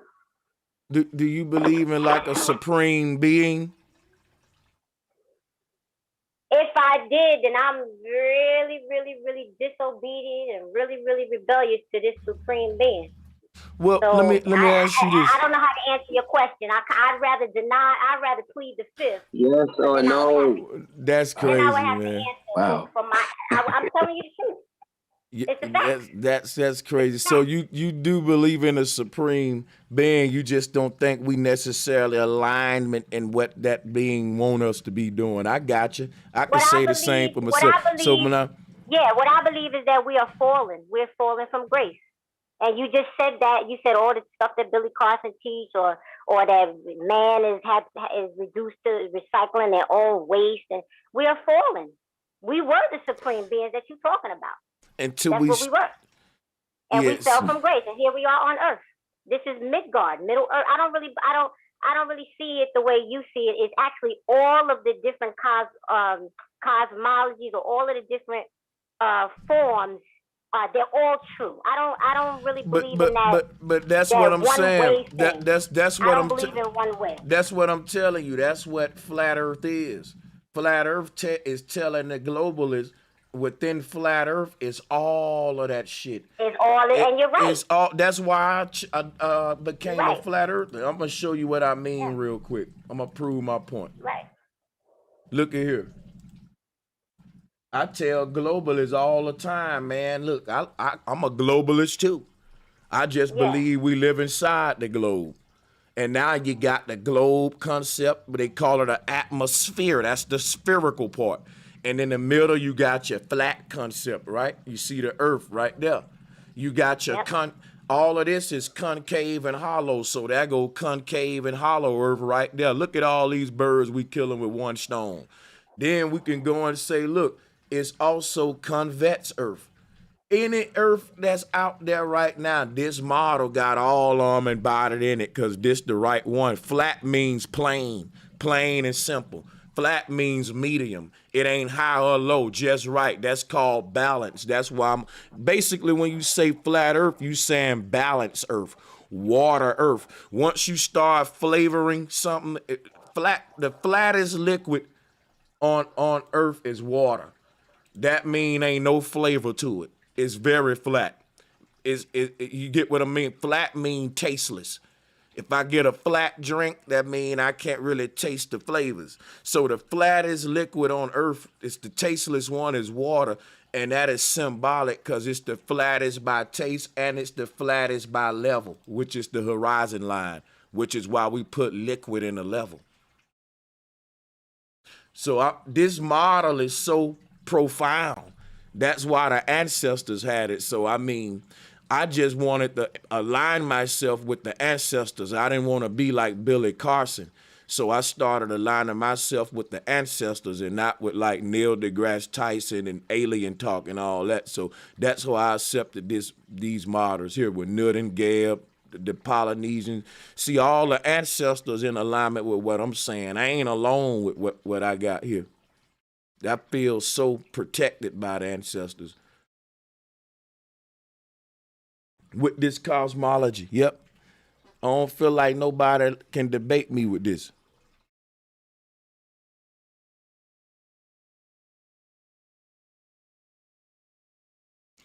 I would love to debate Billy Carson, flat earth versus globe earth, man.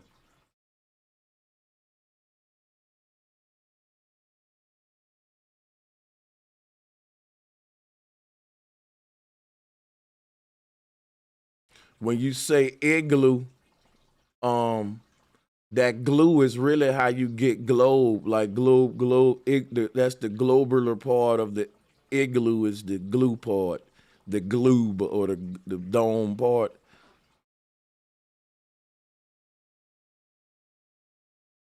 To the person saying that an igloo ain't flat, that's just plain stupid. When I walk inside of an igloo, it's like me walking in my house. Your house is an igloo, and you walking on a flat floor. And this earth part represents the floor, not the sky. The sky is the atmosphere. That's the arch part. You know how like your roof is an arch, but your floor is not? You know how like we make tents, we make an arch over our head, but the ground stays the same, flat? Yeah.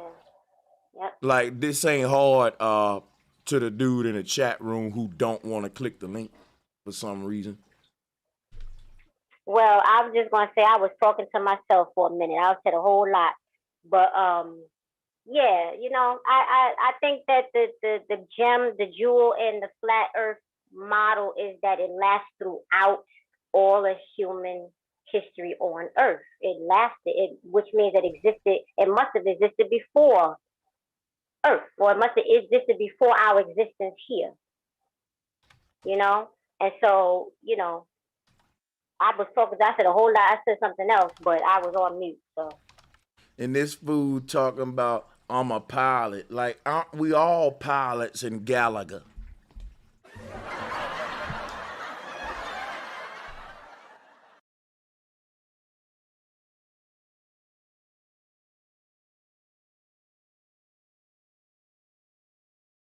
Like, aren't we on all pilots, bro, in Top Gun?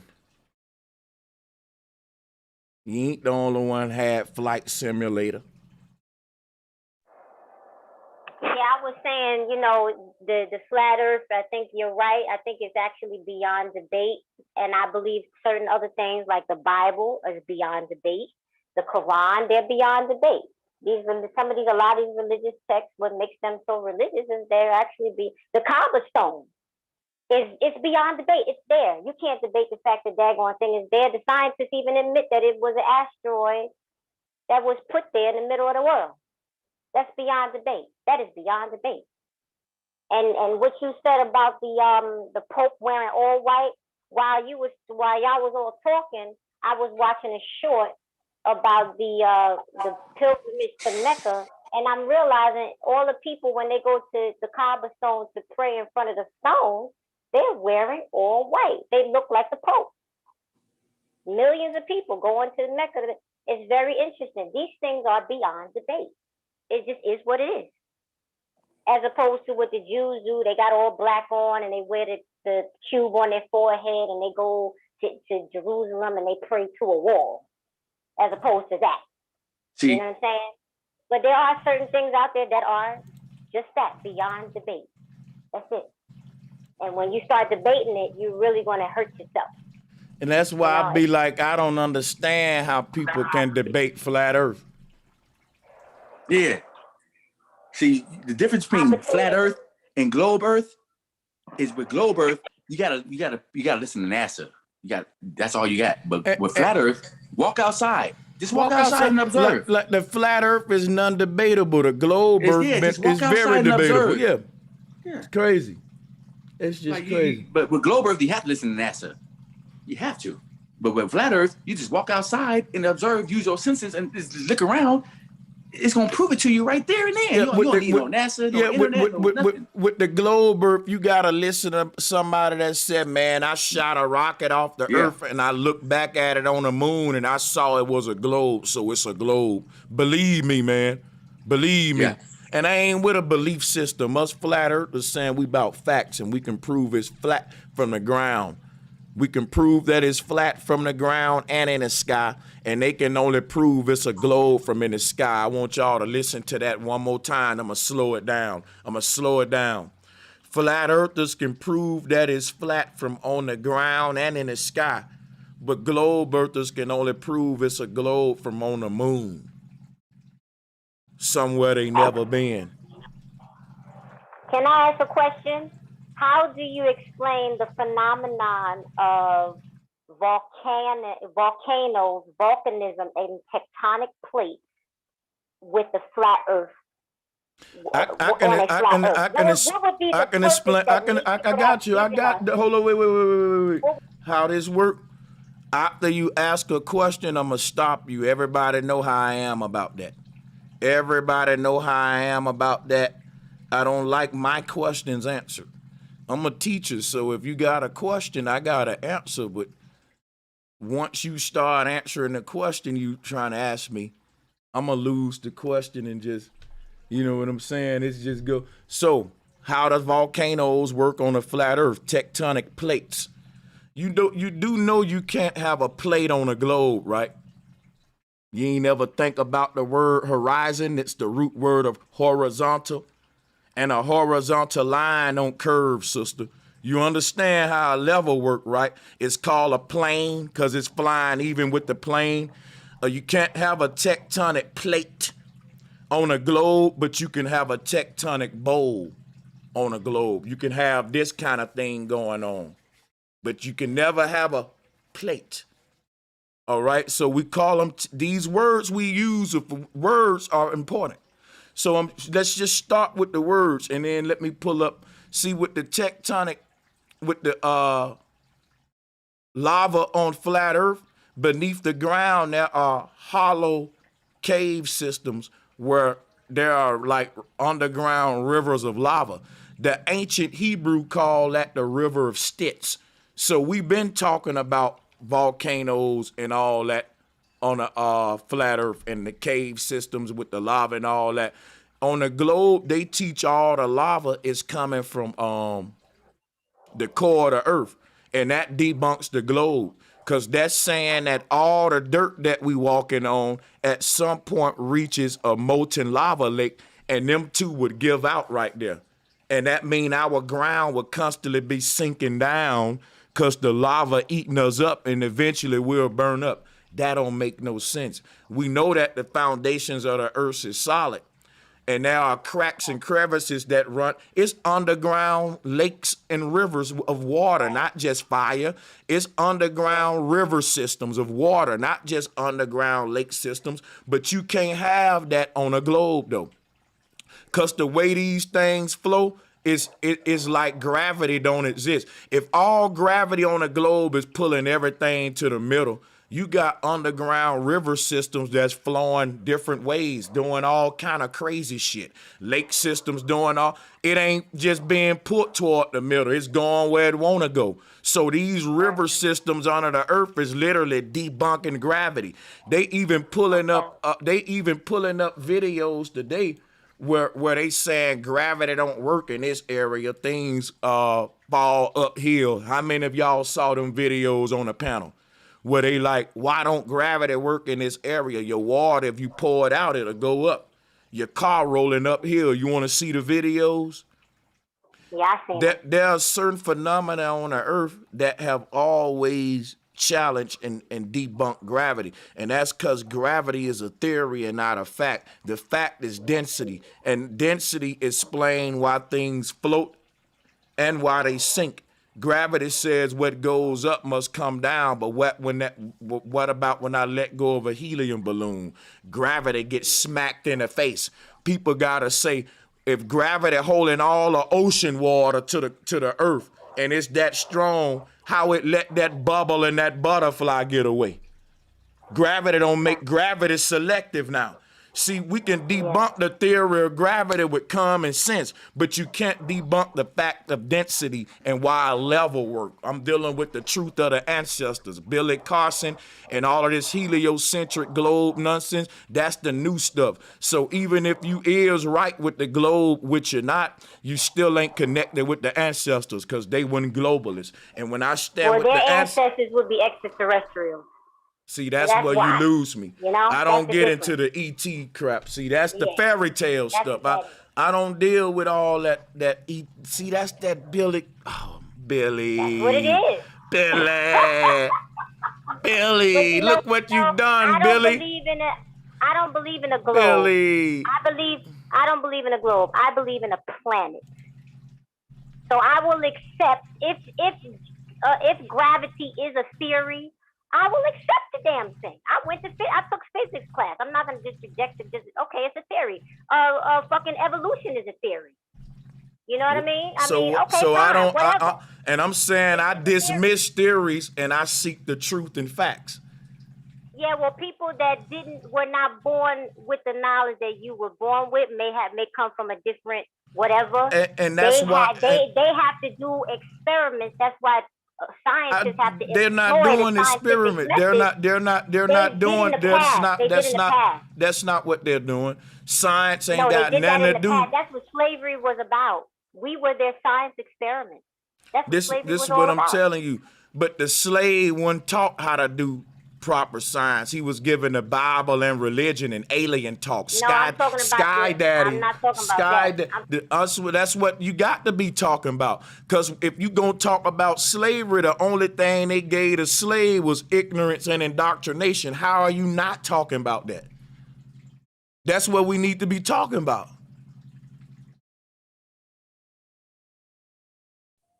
I mean, I see. I don't really believe in all the slave stories. I don't really believe it. I think because it was a lot of fiction. It was a fiction novelist. Well, I ain't gonna go down that rabbit hole. Malachi, you still a slave. You still a slave Exactly, today, right? yeah. To the brother, like I don't even have that debate right there. Bro? Like, you still a slavery, slave. hella real. Like, come on, bro. Yeah. Come on, let's get real, It's man. alive and well, yeah. I don't debate the non-debatable. I'm speaking. I'm only speaking of the history aspect of it, not the. They've been indoctrinating motherfuckers, and what we going through, nothing new under the sun. Yeah. So, like, I believe in the mental slavery aspect, but not what's said in history books. That's all. Hey, look at it like this. It was both, bro. Physical and mental. Listen right quick. Hey, listen right quick. Listen, when they was doing what they was doing, it was normal. So they didn't know they was actually being done that bad. When we look back 100 years from now, and we be like, man, y'all was working in factories for $10 all day, it's gonna look the same way to the future generation. So they keep it normal, so you don't really know. But now we know that y'all got us way behind the 8 ball. But go ahead. Can I say something? Go ahead. They teach. Thank you. If they teach about it, it's because they want you to know. So remember, if they didn't want you to know about slavery, they would have just omitted it from history. But they want you to know they're creating this divide and conquer. They wanted to create that division. They knew that they would create the division so they could have race wars and things, a way to control us in the future. So that's why they taught us about slavery. They wanted to create that hatred for the white man and all that stuff. That's all by plan. That's part of the matrix. You feel me? And we know something happened, but maybe the story is not what they're telling. Exactly. Something happened, but they skew it and they make it, they assimilate it so it'll fit their agenda. They switch the story up. Yeah, see, we in perpetual slavery, man. Yeah, see, because I don't believe that I don't believe most of us came from Africa. I believe we was already here. Oh, hell no, I'm from K-Shaw Mafia. None of us believe that out of Africa shit. Yeah. So I mean, if that story is fake, and then you had the whole concept came from a fictional writer. The whole concept of the out of Africa. See, this is what a lot of people gotta realize. Debunking the out of Africa theory does not debunk slavery. Nope. No, I'm not saying it. I'm not saying slavery didn't exist because this ain't no Kanye West moment. But no, out of Africa didn't exist. I'm with you on that. Nobody coming over here on a bunch of ships and shit. The Nina Pina Santa Maria lie. I'm with you on that. Hell yeah. That's the whole got a lot to do with Columbus discovering America lie too when there was already people here. I'm with you on that. All I'm saying is I think the story of slavery is not what we read in books. I'm with you on that too. I'm with you on that too. A lot of people, they think slavery didn't exist. It just ain't what we was told, like the brother said. Yeah. My great-great-great-grandmother told me, like, we didn't come from Africa. Like, we've always been here. So who should I believe, them or her? Hey, look, all you gotta do is think about that. Almost all of us know a black person that says that they great-great-grandma is Cherokee Indian or Indian. And for a while I was like, man, ain't no way all these people. But just to think about it, yeah, they great-grandma probably was an indigenous black person. My grandma, she don't know about no Africa. Like she know where she is. Like, so you don't say they lied, bro. Let me tell you something, bro. Our great grandfathers and grandmothers would know somebody, at least their great grandfather or grandmother, that spoke at least Africa. And it wouldn't be that far back. Like, think about it. If we just came over here 400 years ago and your great grandmother, great grandfather is, let's say, 100 years just in their time, then guess what? They can look back from their 100-year point and say, well, their great grandfather and grandmother is another 100 years. So if you asking your great grandfather about his great grandfather, that's 200 years worth of history, and ain't nobody said nothing about Africa, which it was just 400 years that we've been over here. Yeah. Yeah, exactly. Something's off. Yeah, exactly. Yeah. My ancestors never. My people. They ain't talking about no Africa. Never. The people that told you was from Africa came over here in the late 1800s and early 1900s in Ellis Island. So they came over here on boats. So they always flipping a narrative on you, and that's one thing you got to always pay attention for. Hey, who came on boats though? Who came on boats?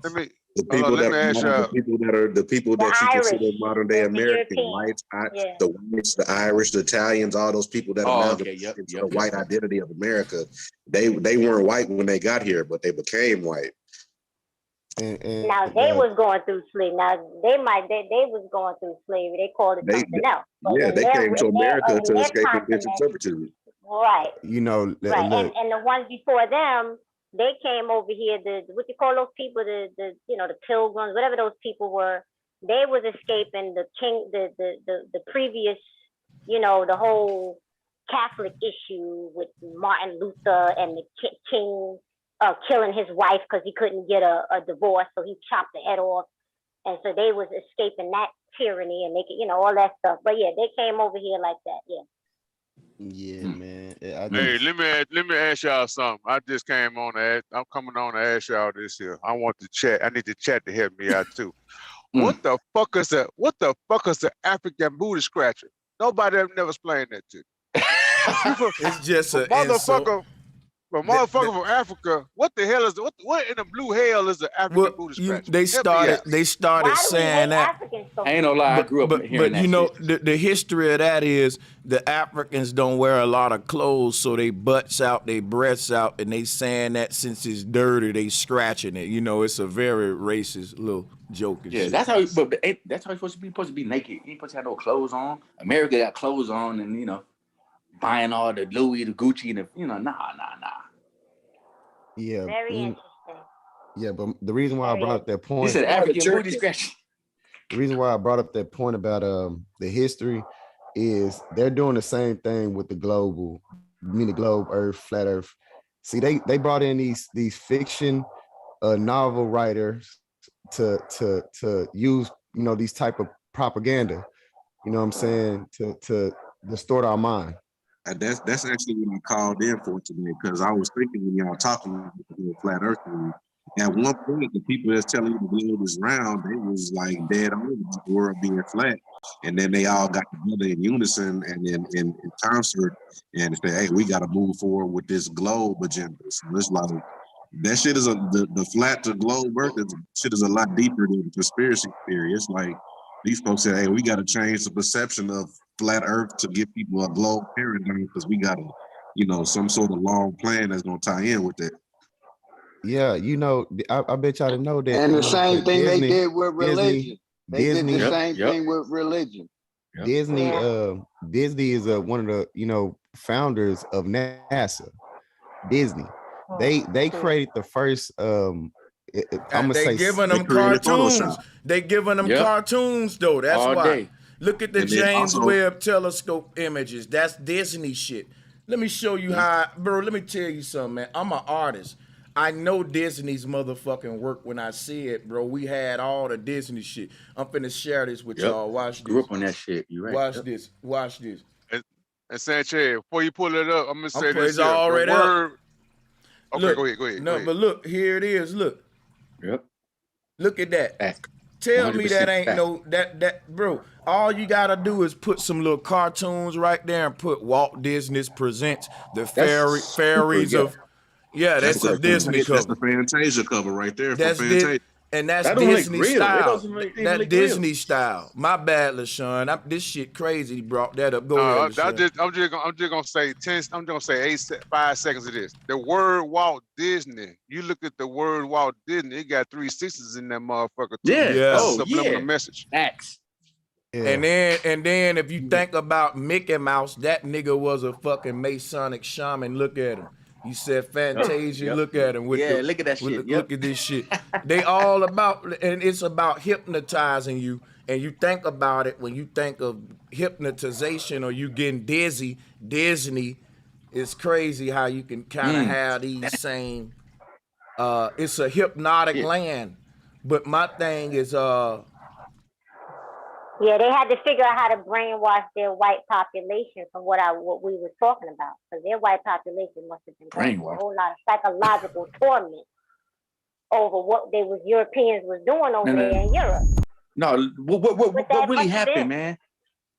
This Like, is cause from, first we all look, believed in flat Earth, and this now we from- changed it to globe Earth. This What happened? from the Inquisition happened. This was Flat Earth is old theory. Like we believe in flat Earth a long time ago. Like what changed? what I'm telling you what happened. The dynastic era happened. With the rise of the dynastic world, you had the rise of one God, and you left the concept of one love. It used to be one love, then it became one God, one nation under that God, and that's basically the new world order that was established with the religious leaders and shit of Babel. It's just, and all of this is that same religion. That's what I'm showing, like the James Webb Telescope. What you had, right? I could show you a picture from Babylon real quick. Watch this. You got the what was it called? The solar system. They call it the solar system in Samaria. Here go your 3 wise men that looked up, and that's the star of Christ that they saw. This, you know where this at? This is in Samaria. This ain't in Bethlehem. Now think about that. We talking a Babylonian religion. Look at the star in the middle. They said that it'll be crowned king. And that's why the Statue of Liberty got them spikes, because the god Baal right here in the middle was what they was worshiping. We still doing it.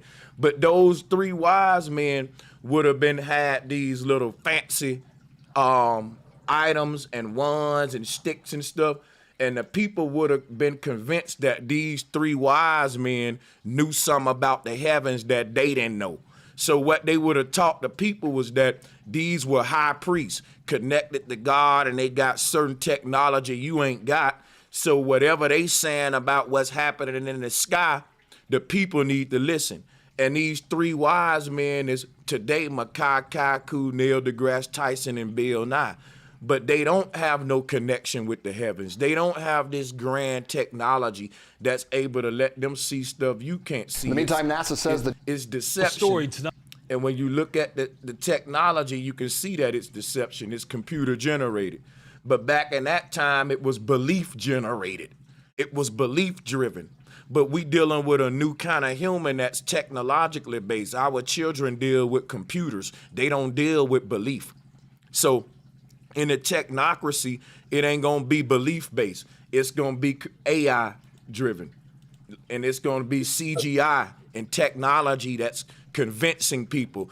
Whereas back then they could charm people and mystify with high priests, Pharisees, and Sadducees. The people were really convinced these men knew what they was talking about, because if the Caesar wanted to enact population control and the Caesar wanted to biologically attack his population because it was getting too out of control, then he can send out them 3 wise men, and them 3 wise men will tell him, look, we got a sign from the heavens.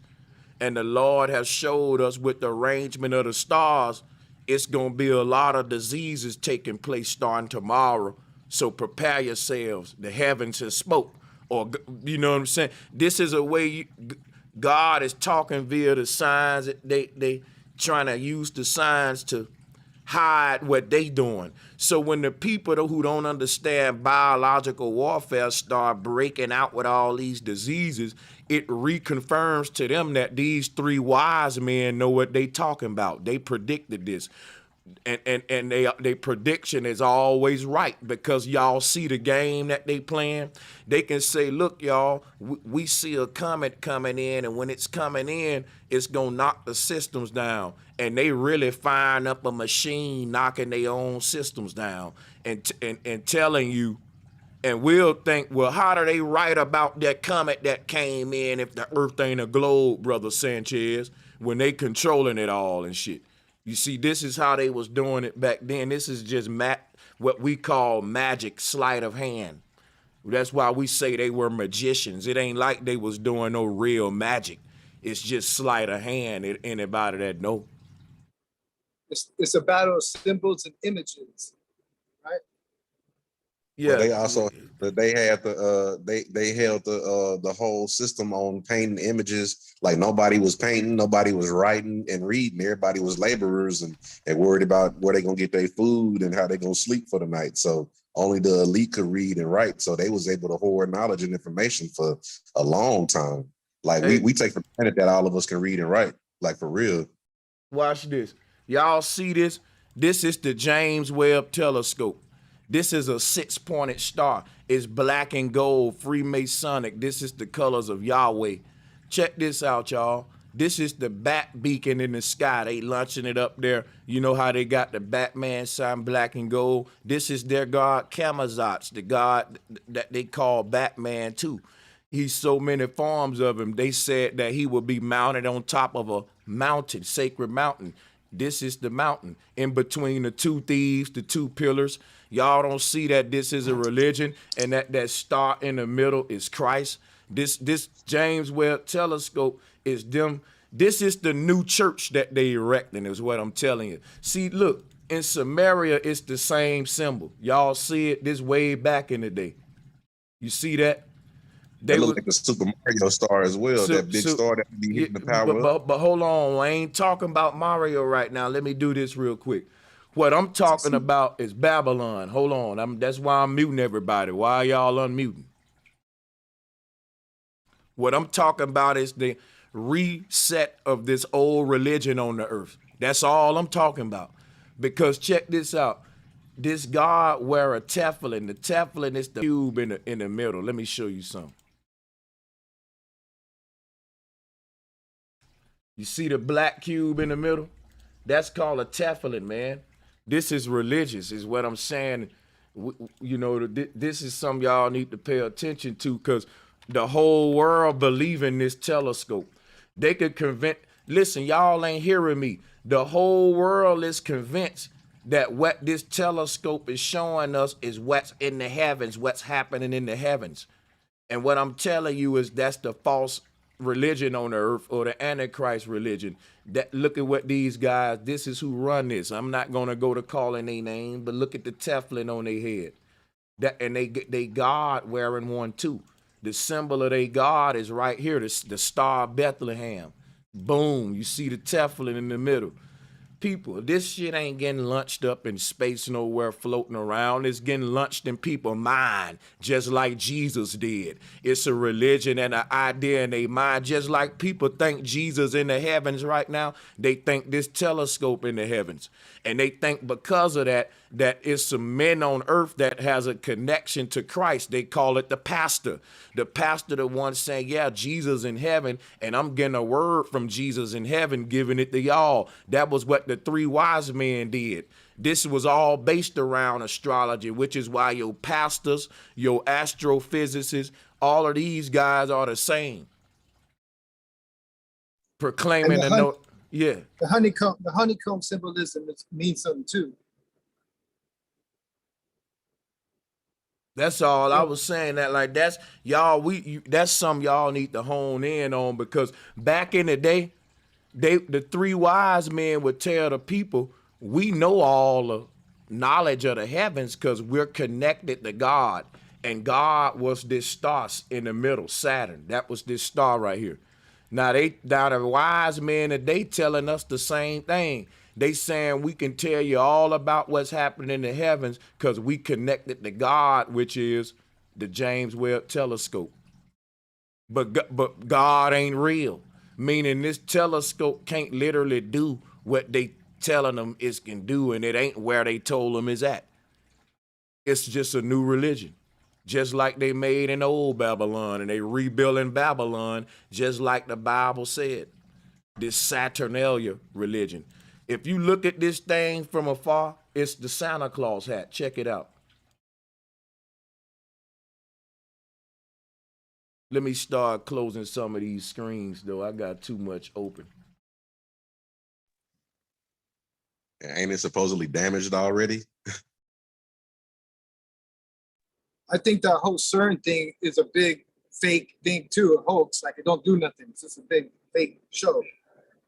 They both one looking in the past and one looking at the future. They seem like, you know, both devices that's kind of tied into the same thing. I'm gonna tell you how I know the CERN machine. CERN is real. I'm gonna tell you how I know CERN is real. It go back to what I said about warfare and about sleight of hand.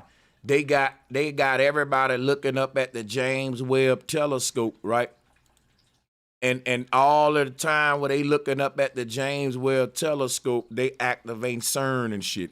See, they always point you away from where they don't want your ass looking. Everybody looking up when they need to be looking under the ground at what they doing in Belgium with CERN and all that. But you know what? The whole world gonna be looking up at Blue Beam, fake alien shit, while they gonna be goddamn creating chaos with HARP, CERN, and the real shit that's on Earth, the real weaponry. That's just what my discernment tells me. I just feel that. I felt that. My discernment tell me that we should be concerned about geoengineering, HARP, weather control. Like, I'm not gonna say that what happened to Haiti was natural, bro. So I'm always like, I ain't dumb enough to deny everything now, but I know some of this shit is just for show. And I think that you should be able to know how to distinguish what's what. You know what I'm saying? I know one thing, that these people are able to control the weather. And if I showed you the devices that they use to control it with, a person may say, man, that's just for show. That's just scaring you with that. And I'm like, bro, they made Katrina happen with this. And I'm like, bro, they attack Haiti with this shit. Like, we got to be careful with that. We got, no, it's not different, brother. It's them having control over cataclysms and apocalyptic events on the earth, which is what CERN is, man. Environmental racism. It is what it is. Yo, do you know that they have clouds. They have storm clouds shaped just like this. I was just watching somebody's channel. I want to say it was Mr. MBB3. I'm not sure. They're shaped just like this on the edge of the Caribbean Sea, edge of the Caribbean, and the freaking storm clouds are shaped like that, like what is that? Octagon, octagonal, hexagonal shape, and they just stay there. They don't move. And they don't move. But I have a question, if I may. May I ask a question, or somebody else want to go ahead? I'm just curious because I don't even really understand what the purpose of CERN is for the CERN anyway. Go check But out some of my research on it. What is the purpose of it on a flat Earth though, in particular? See, this is ancient though. Let me explain something too. Yeah. The purpose of CERN on a flat Earth is to create a Stargate in and out of the flat Earth holographic simulation. It's the key to a door. Because they destroyed the freaking Stargate in Iraq, pretty much. You know what? That's an interesting. But they did destroy. I know one thing. They destroyed the opening and our connection with the heavens, and I think they just trying to make us reconnect with their technology. But the ancestors was saying, nope, you need to go within and reconnect the natural way, because if you connecting with technology, you going on the other side of a wormhole is Sheol, and on the other side of Polaris is Asgard. Okay. Doesn't that tie in with the Chinese folk trying to make another goddamn sun too, Sanchez? Because they trying to make a whole nother universe. They gonna try to make another moon too, and that's what CERN. Yeah, that's what they doing.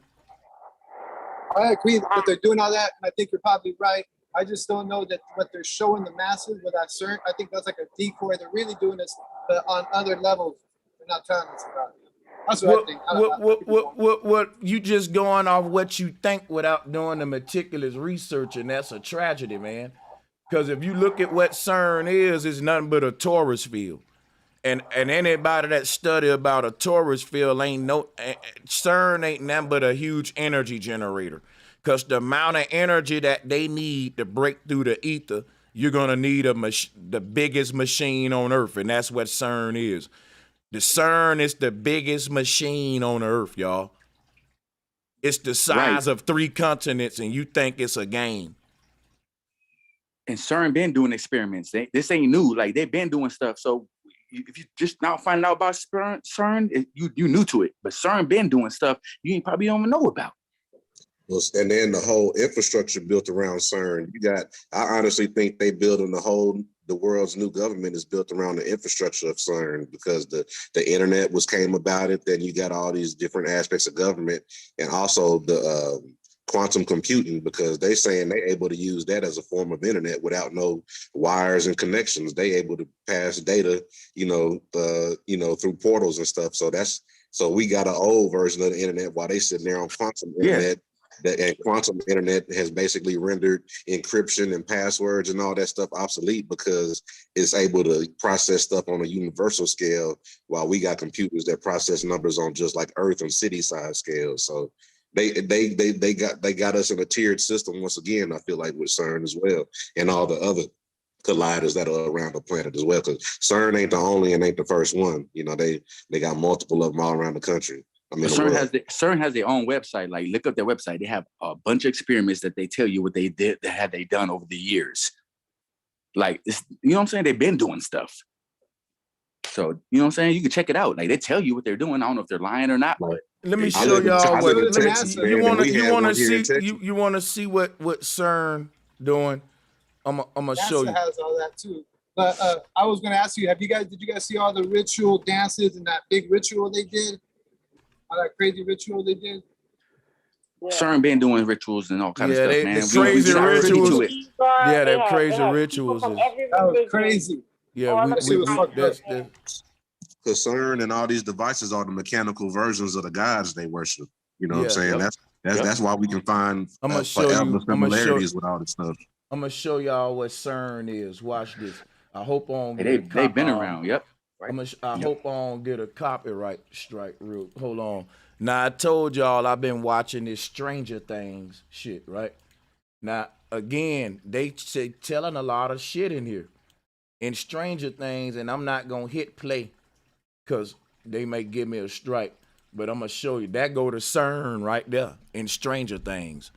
Now, in Stranger Things, this CERN machine was used to open up a portal to the underworld to let Yahweh out, the alien demon god, the god of all the artificial intelligence that's going to be ruling over us.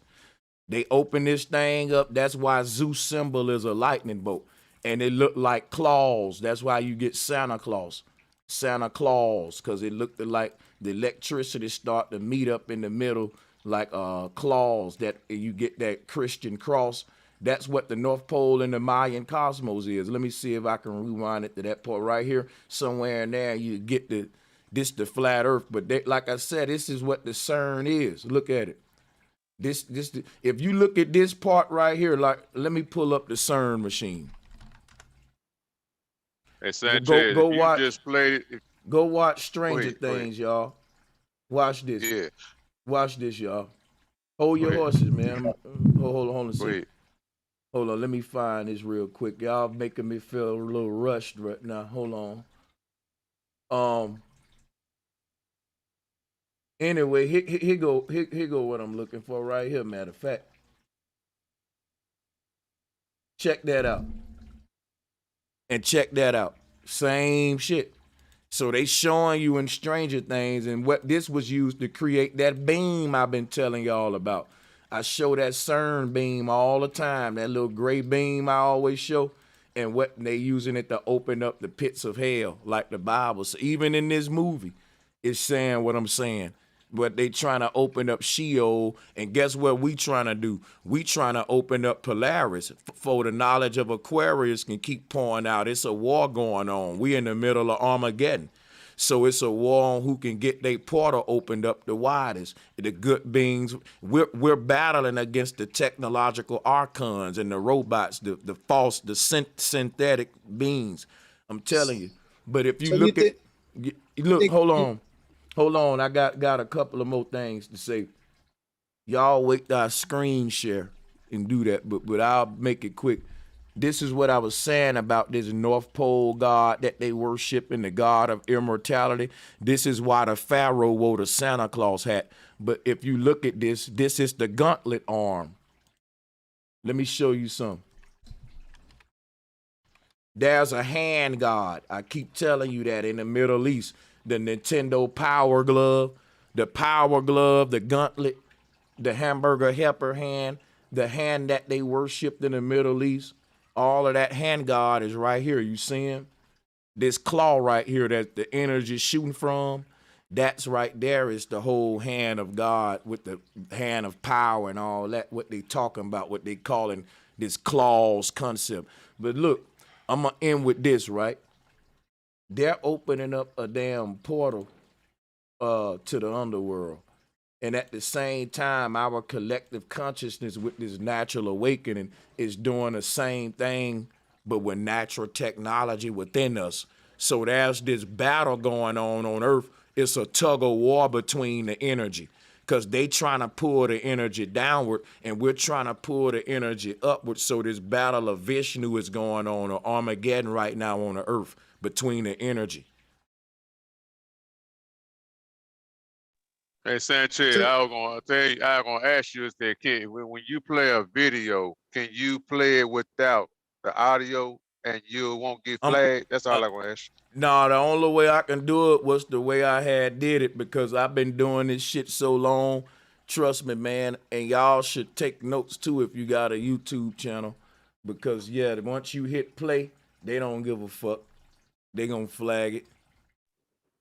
So do you think that they're gearing up to disclose or reveal who the real ancient God of this earth really is? Because the AI is ancient. So do you think they're gonna like say it or something? This energy, look at this image right here, and let's go back to this one. You see what I just showed you there? I want to give you a test, brother. I just want to see where your third eye at personally. Can you make a connection between these two? Well, I've heard about the hand of God, finger of God, hidden hand, a lot of hand stuff. So I can see where you're going with it. And you can see how humans is helping to hold up the earth with a robot. Yeah, I see that. And then that's what I'm saying. You got the human aspect and a robot aspect right here. When you see the hand holding the little ball of energy right there, It's the same thing right here. Yeah. That's totally, that's obvious. So they want us symbiotic. They're trying to say symbiotic. So I mean, what, you have any questions though? No, my question was, do you think that they're gearing up to reveal it? To like, because they say that the Christianity, the religions, and then they had it all planned out. The First World War, Second World War, Third World War, and then after that, they're going to reveal Lucifer is the god of this world. So that's what their plan is, I guess.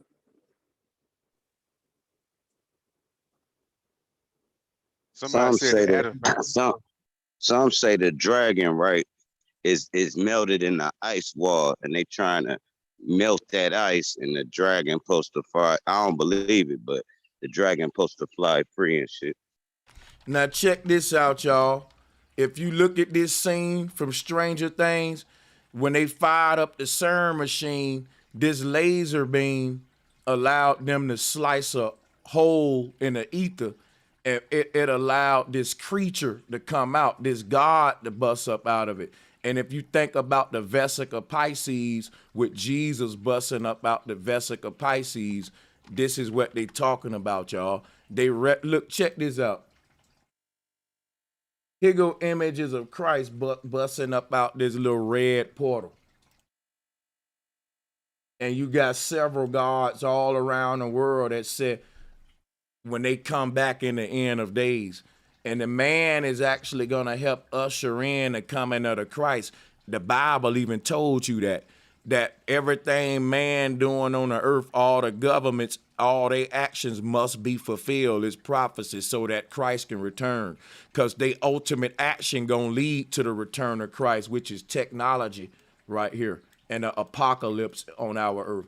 Now they opened up this portal and you can see the serpent God, Jesus, Yahweh, his tentacles coming out right here. They letting him up out of there. That's him coming out the Vesica Pisces right there. See what I'm saying? So this is a religion. I keep saying this is a new religion on earth. I don't really think people hearing me with how the church and science are marrying right now. It's just showing Google on here, but it's showing something else on YouTube panel. YouTube. Yeah, they ain't hearing me, chat. Y'all drop them ones. Hit that like and share button. That's your Vesica Pisces. Y'all see that? Opening up the curtains. Oh yeah, I see it. I see it.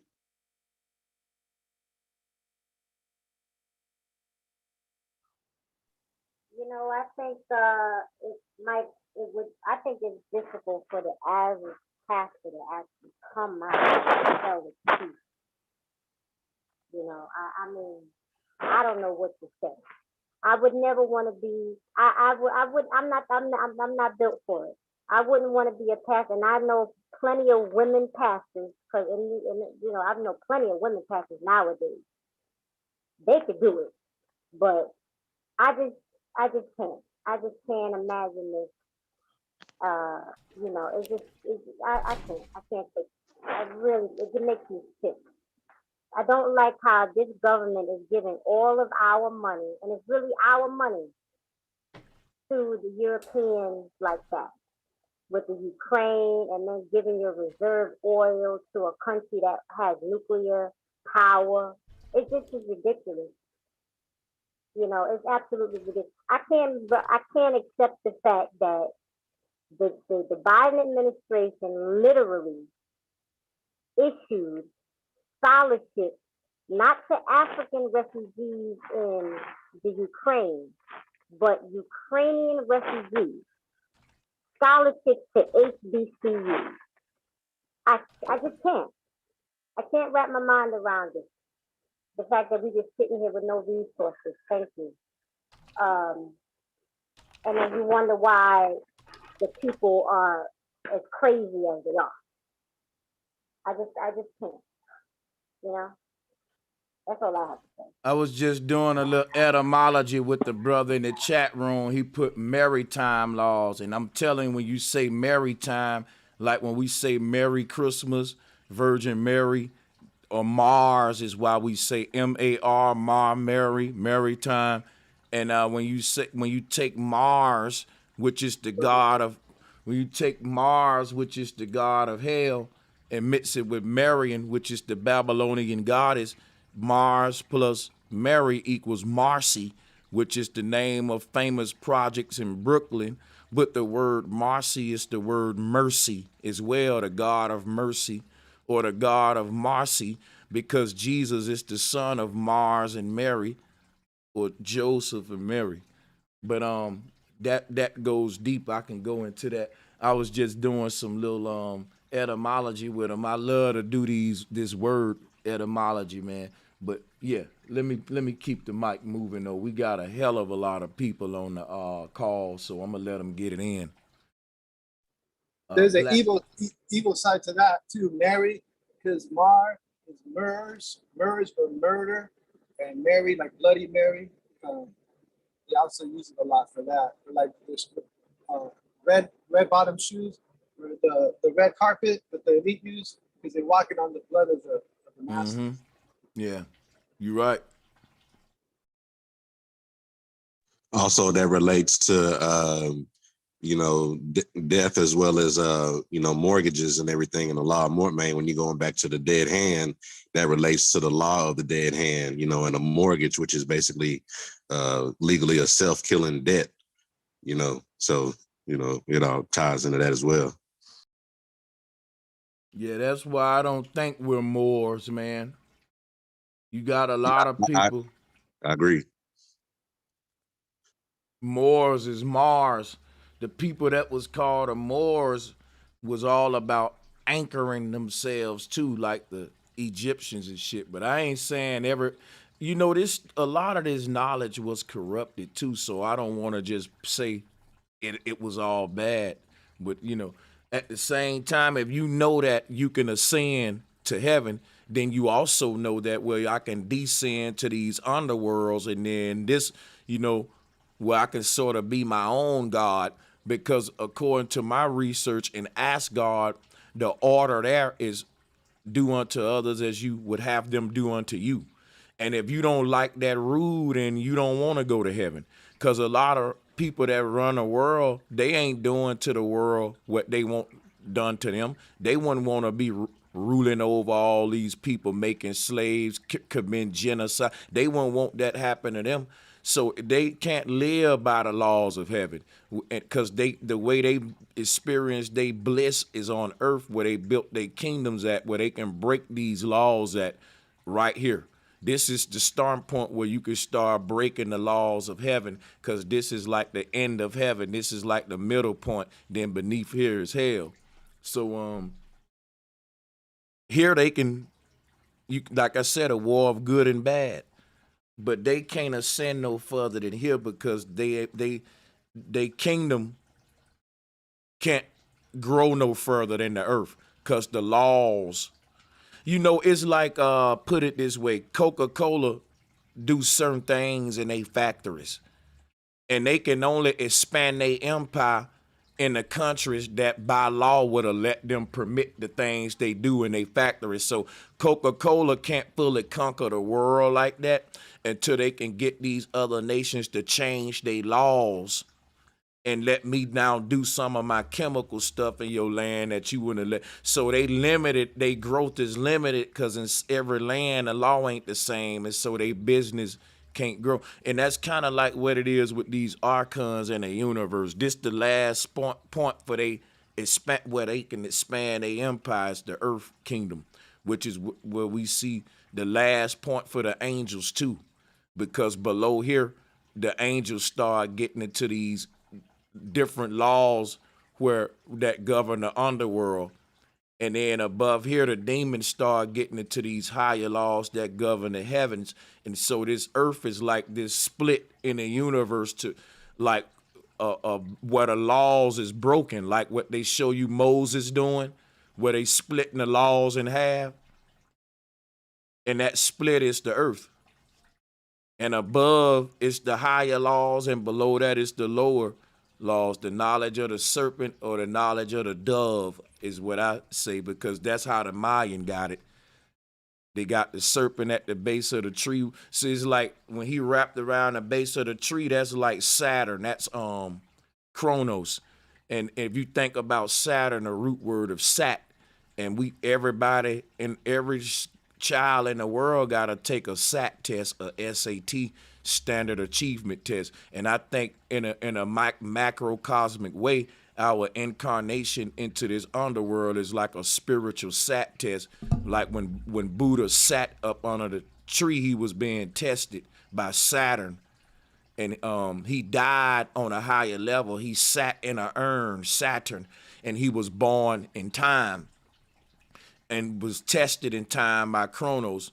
And if he stood the test of time, as we call it, then he was born up out of that, ascended to a higher level, like the students that passed the SAT test. They can move on. I was about to say that. I was about to say SATs. Yeah. Yeah, it's crazy. Hey, The SAT and the ACT test. Hey, what I was noticing about the Stranger Things, it had a lot to do with astral projecting too. Like, remember when they was trying to wake her up, right? If she didn't wake up, damn near the whole world was gonna end from what was going on in her astral realm. You know what I mean? Yeah. So yeah, I know what you're talking about, brother. She was in a mental plane. I didn't make it to that one yet, but I can't wait to get to that one. I know it's getting my good. God. No, Yeah, you good. You good. You didn't spoil it for me. You ain't spoil it for me. Did you get to the part where, all right, now look, globe earthers can use this, but it really got to do with the portal. Remember, they was pulling themselves up, but they fell upside down when they got through the little hole. The kids will pull themselves up, but as they go through the hole, they upside down now, and they end up falling after pulling themselves up. So that shit was kind of weird to me. That shit was they was telling us something about that other side, basically. And then that whole CERN beam. When I was talking about the knowledge of the dove and the serpent, that's what it is. Like the dove fly in a straight white line, while the serpent move in a squiggly line. And that's what I was showing you with how they making that CERN beam. I'll pull it back up though. Y'all can go ahead. Salutes to everybody on the joint. Here it is right here. You got the serpent and the dove concept. But that's funny because the creature that they show in Stranger Things is Sheol. It looks like Sheol. That's the underworld, right? And that's the underworld, about the right? Demogorgon creature? Yeah, because, yeah. And that's the underworld, right? It looks like Sheol in the underworld. And they call it the under. It's like it's all ties in together, man. Because you know what? When you said the word Sheol, and here go the beam I was talking about. See, you got the straight line. It's the dove flying in a straight white path up to Polaris. And then the serpent is called down at the base of the tree. That's the Mayan cosmology right there. But that's technology that they showing you. But the brother say that thing again, man. He says Sheol. But the way he said Sheol, I just thought about something because the way he pronounced it, right? If you look at Sheol, it's literally a shell, like the shell that the swordsmen have. So the North Pole would be the sword and Sheol would be the shell. The hard shell right here. The little dome shell. And then like you got the whole thing about a shell and a sword because the sword is stuck in the shell at the North Pole. Like this whole concept of sword and shell is all I'm trying to say. Because you'll see that a lot in the Knights of Malta, I think. In a lot of Freemason, you got the little sword and shield thing. Let me see if I can pull one up. Yeah, I think that's like the North Pole and the dome, bro. And you see it everywhere. What's messed up about that is that the word shield sounds a lot like child. Shield. They use childs for shields, but children's stuff is always involved. Yeah. And they had the whole series started out with a bunch of children and a child goes missing into this other world. Yeah, this is exactly what it is right here. Our cosmos is the same shit. Whoa. I mean, yeah, it's just I'm looking at it this in another way. Kind of been new this, but yeah, it's the same. Y'all go ahead. Resident Evil cool as hell too. But do you think all right, cool. Everything we learned, right? Do you think it came from man or people was able to tap into a higher power and give us this information? Or is it just people that's figuring this shit out? I think that is written inside of our higher consciousness and we tap into it in different ways. All roads will activate the awakening. Whether you're a person that studied plants, you'll look at the flower, then you'll look at the AE map and you'll call it the flower of life. See, when people call it the flower of life, that let me know them people were dealing with plants. Some people may look at it and say, you know what, that's a broken mirror, that's a spider web, and I'm gonna make my God a spider god. But everybody was going back making the same connections about what the earth was, but they was just saying different things. So, you know how I show you with the sacred geometry and shit. You know what I'm saying? Because no matter if your ass if you an astronomer, you would look at the way that the stars arrange and you will immediately understand what CERN is right here. See, look. You'll start making a connection between CERN and the stars, because look, check this out.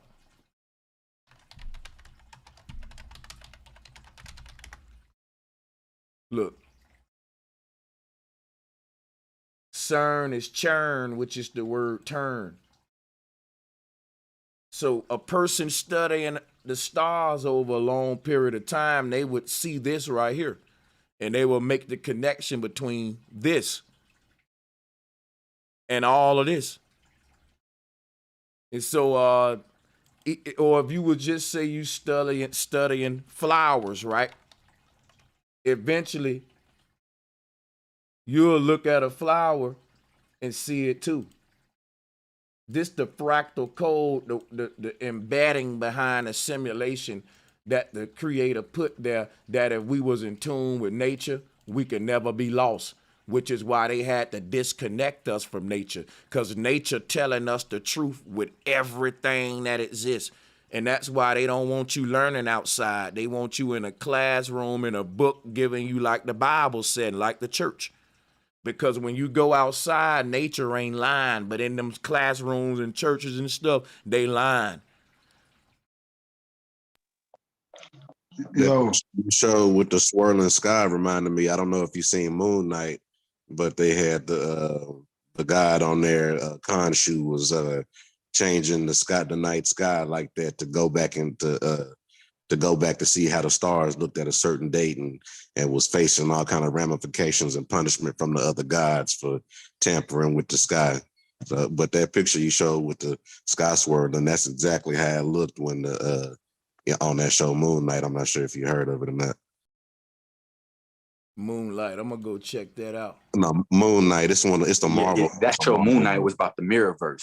Like, do you see how he was reflecting in the mirror, looking at himself? Yeah, that's a deep show. You gotta check it out. Hey, yo, Sanchez. Yo, yeah. Mm-hmm. Go ahead. Oh, y'all can hear me? Yeah, we can hear you. Bet. Salute to the chat, man. Salute to the panel, man. Y'all already know what it is. Much love, right? Rise and shine. When you were just talking, it made me think of Coldplay, Viva La Vida, where he's talking about the sword and shield and how he used to rule the world, how we didn't die, and all type of symbolic stuff in that song. It came to my head when you were talking. Also, when you had an episode, when you did a show on the Georgia Guidestones, and you said that they might be in the process of breaking down the structure, the pillars that hold everything up. My son be ear hustling, man. He be tuning in, man. He like your style.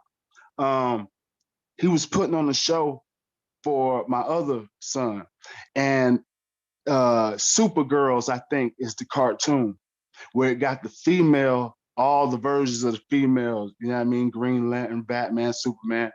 And Supergirl, it was her episode. And you know, I be about that bizarre world, the whole parallel and how we living backwards. Well, her version of Bizarro, she came in. My son pointed out that they were going through redoing all those seven wonders, just like you said. You predicted and said, now watch they go after Stonehenge, watch they go after Statue of Liberty. My son pointed out that in that whole episode, her bizarre world going through breaking all the relics, just like you said, in that order. They went her bizarre world version went to tear down the pyramids. It went to tear down Stonehenge, and it was Yeah, had to get I all don't the know others. what Bizarre World is. Oh no, it's the opposite of Superman world. Okay, well look, I'm gonna go and check that one out too, along with the other show he told me. I'm gonna write them down. That's Bizarre World, and what was the other one he said? Let me write that one down. He just told me to watch Moon it. Knight. Well, Moon. Bizarro was in that episode, right? Is that everybody- Moon? Hold on. Is it Moonlight or Moon Knight? Moon Knight. Moon Knight. Okay, I'm gonna KNIGHT. go. I'm gonna start checking both of those out. See, I've been behind, man. I just got on Stranger Things. Yeah, Hollywood be and talking about last everything you thing. talk about, bro Sanchez. Hollywood be on it. Like it's like they talk, man. I be like, And damn, bro last Sanchez thing. be on this. Hey, They have to tell you. Now watch this real quick, cause everything I show y'all, I want to bring it back to us and tie it back to us some kind of way. Check this out, right? Now here go the human eyeball or iris, right? Let me do this. Boom, just look at that. Look at that. You see the CERN? See that CERN, when you think about this shit, the way our eyes made is two torus fields. Let me show you. Here go the CERN technology, but this the same way even our eyes made is what I want to talk about, because look, we're trying to pull in light. What we're looking at with the iris, all this is light being put into a black hole. And guess what? You see this light right here? That's what's really outside. There is no world outside. You pulling in a light code and turning it into a simulation in the back of your mind. That's what I'm telling you. The only thing outside is this right here. This is what Morpheus was telling Neo. Your world was in your mind, and what you was really walking around in was this is like a forest right here of electricity. And this is the real world behind the simulation. It's kind of like the binary code. You know the green place where Neo went to when he got his powers, when he went behind the matrix and everything was like this green coating. That's what this is right here, this little light right here. So that's what's outside. This is what we're pulling into each eyes, and it's making a pyramid, and at the point of that pyramid, that's what you call life. Your whole life is right there in the back. And that's that, you know, that light in the back of your brain that we call the pineal gland, that's how it get back there. Because check it out, you're pulling the light of this world, and it's creating a big point in the back of your brain right here. What you pulling in that light, that code outside of the simulation, right? And it's going into both eyes, and it's making a triangle. Is reaching this. And this is the point right here. This pineal gland, the pinnacle, as they call it, of the light you pulling in the eyes. So when you die, your shit fade to black, like in Bone Thugs and Harmony Crossroads video. You don't have an iris no more. This whole thing become black. If you go lift up somebody's eyelids that dead, they don't got an iris because they no longer pulling in the light of the simulation out there. And all of this right here, this black hole just expands and it fill up the whole thing. And that's why in the Crossroads video, when he touched them on the third eye, they whole shit faded to black. But check this out. If you look at CERN, and look at your eye, that's what they want to do. The light, you know, CERN is creating a big laser beam. Where you think they getting the light from to make their laser beam? They pulling it from our very light of our simulation. Let me show you something. They even told you when they fire up the CERN that it may suck our world up. You know why? Because the light, let me show you something real quick. The light that they using to create their CERN beam is literally the light that they harvesting from our dimension, from our plane, just like the Darth Vader Death Star shit. So check this out. They harvesting the light of our simulation, and as they do it, you can imagine this hologram here getting lighter and lighter. It's fading away. And that's why they say our universe gonna reach a place where it becomes very dark and that and all this stuff like that. But if you think about it, CERN is literally trying to do what your eye is doing. It's trying to harvest all the light of the stars and universe and in it and you too, your aura. Any light can't escape a black hole. It don't care where the light come from. It just need a lot of it to power itself. So it's not only sucking light from the heavens, from the holographic simulation, it's sucking light from all of us. So there's like a tug of war game to where with this technology, they're trying to siphon the energy of the earth and pull it into this machine. And then Polaris is saying, nope, I'm going to pull back. I'm not going to let you pull that energy. Polaris saying, nope, I'm pulling it back my way. And that's this grand battle of tug of war that Vishnu was playing. That's what's going on now. So what end? What are they trying to get all the energy for? So that they can create this beam, and that's how they're going to beam us into the new universe and sort of split the dimensions.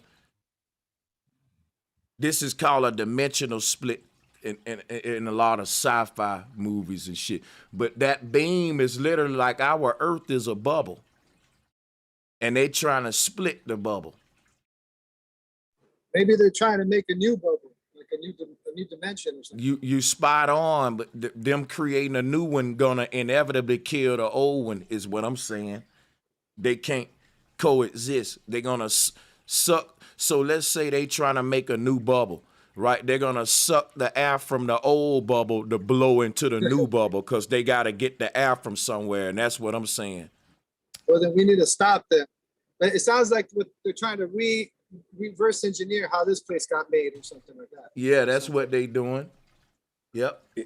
Isn't the metaverse the precursor to this? Like the metaverse is the precursor to get people prepared to what's really going to, you know what I'm saying? Because the metaverse is already happening. People buying property. Yeah. Y'all on it, man. Yeah. Y'all on it. That's what it is.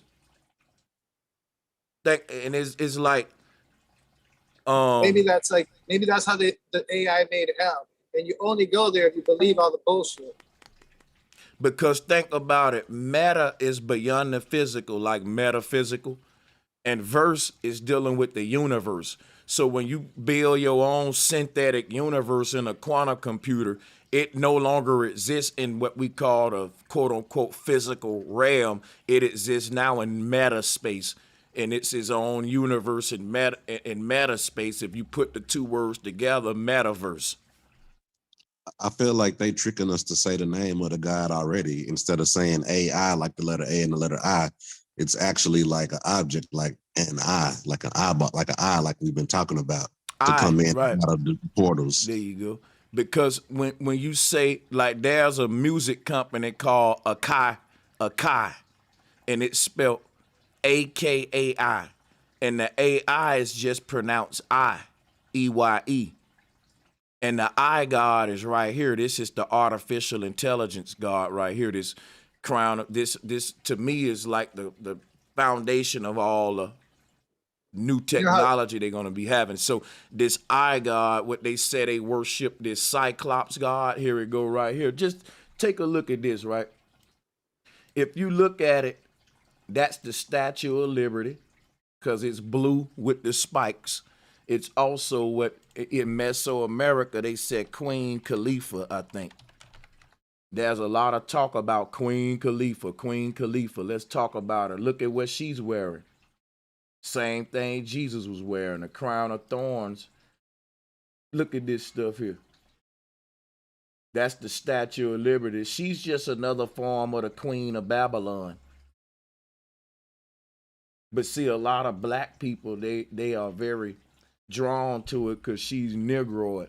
But what it proves is that we ain't no strangers to technology ourselves. That's all. She got the black hole sun in the middle of this art right here. People think that's the sun and they will link that to melanin, when really that's the black hole sun and it's linked to the black hole, the center of the universe, the knowledge about the center of the universe. But I'm gonna fall back. I was gonna say real quick, you know how in Spanish the word ella means her, and they always use the word her for AI. Like they always say, like that movie they made about AI named Her, and I just seen it a lot. I've seen the little subliminals. So it's weird how they do it with language. That this whole language is built off. It's actually built off of Sanskrit. I'll tell you, like the word home, the word om is right in the middle of it. So it's a lot of Sanskrit in it. Probably more ancient than that, though. That's interesting because all the assistants are always by default females, like Siri and Cortana, and they do design all the AI to be like female. But I guess when you listen to a female voice, you kind of got your guard let down in some kind of a way, but you still giving it all your information and let it listen to you 24/7. But also that cross section you showed of the particle collider of CERN, it looked just like in the Optimus Prime's eye. That's one of the main things in my brain that image triggers. It keep reminding me of when every time they go inside the Optimus Prime eye, and the visuals are like the Transformer movies. And one thing I want to say about the Queen Khalifa too, she's the Mesoamerican version of the goddess Hathor, the golden calf. And the name Califia is just a Mesoamerican word for calf. They've been worshiping the calf in America for a long time, which is west on Wall Street, the golden calf, the golden bull. That they brought this over here. Even Moses brought this Kabbalah shit over here. We're in a bull market. Over here in Americas, we got the bull culture fighting shit, right? Taurine, monster-based energy drinks. So the whole thing about the golden calf, like America's basketball team is like the Chicago Bulls and shit. That red, black, and white is linked to Satanism or Saturnalia. But like I said, when you talk about Queen Khalifa, the name is dealing with the golden calf. You couldn't make no golden calf if it wasn't no gold in your land, and everybody know California had the gold rush, just like Egypt did. They had gold. They had a gold rush in Egypt, and with the gold, they erected gods. Like when you see the golden pharaoh statues, they would have had golden calves, golden everything for their god or whatever. Like Pharaoh got the golden bird-headed dudes in his house and stuff. So that's what I'm saying about this whole golden calf, golden bull. It gotta be golden because it's the thing about the gold. It symbolized what our currency was based off of. With the feet, it started with gold. And then they went to, it went to some, but the whole thing about the gold also is showing that we're a materialistic and Egyptian-based society, like with, as far as the material go, to make Technology. that statement. Would this have any bearings? Okay, cool. You said the pharaohs, right? All right, we talking about the sun, right? So now, do the sombrero hats have anything to do with what you're talking about? You know how they got the big brim under their shit, and if they hold their head up and it's called a sombrero, it's the same exact image. And another thing, if you go back to that eye or whatever you called it, you will see the charger. You will see the charger sign in the middle of the pupil. If you go, right back to that portal, where you just left. right there. Now you see the charger sign right in the middle of the eye. That's the energy. That's what makes life and shit. You see what I'm saying? But go ahead. Like if you zoom into the middle of that, that's the charger sign. That's when your device is charging. But the sombrero is still the sun ring around the head when dealing with the Mexican. So you can't escape it, basically, is what you're saying. You can't escape it no matter where you go, from Jesus to anybody with a 5-letter name. It's gonna have that sun ray around them. But go ahead. Yeah, bro, Sanchez, you think the worshiping of the calf came from what you said in your previous streams, that we left the garden and became hunters, and we changed, and we, what I'm saying, started hunting animals and eating. That's when the worship of the calf came from. Nah, I don't know how you mix them two together. I didn't say that in her story to his story. Oh no, I'm saying, like, when you said like how we became hunters and gatherers before we were, you know what I'm saying? I'm trying to. What do you? Because we weren't hunters and gatherers. We didn't hunt. I got you, animals. but I didn't really teach about the golden calf when I was talking. No, I'm saying no, you didn't teach about that. I'm saying you think that's a result of that. Well, yeah, I think it's one of the results of us not being in our natural state, is that we created all of these crazy religions and shit. For sure, hell yeah. Okay, yes. Hey man, let me say this here, man. When Sanchez did that series, that changed my whole fucking narratives on life. 100%. Hey, that changed my whole fucking narrative, man. Matter of fact, that stream, that series made me say, I don't believe in a motherfucking thing that's 3100 BC to today. You know what I'm saying? Hey, LaShawn. When he did. Hey, much love for that, bro. No, you cooking. I'm just saying, I appreciate y'all saying this, man. Go ahead. Yeah, when he did that shit right there, I told anybody, I don't give a fuck what religion you're nothing. That's bullshit. If you can't go prior to 3100 BC, you can't even talk to me. Cause goddamn it, women, the ladies was the sustainers and the nurturers and the goddamn it negotiators that made everything and kept everything at peace.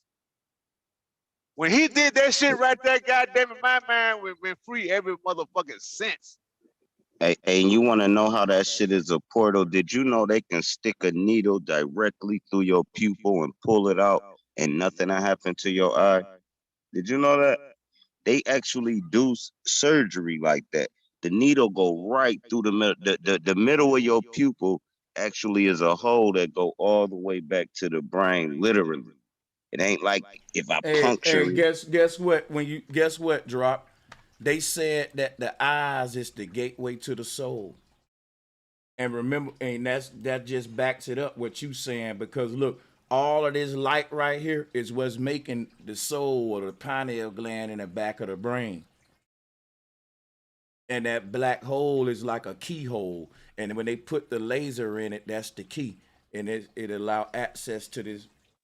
Damn, that kind of surgery right there.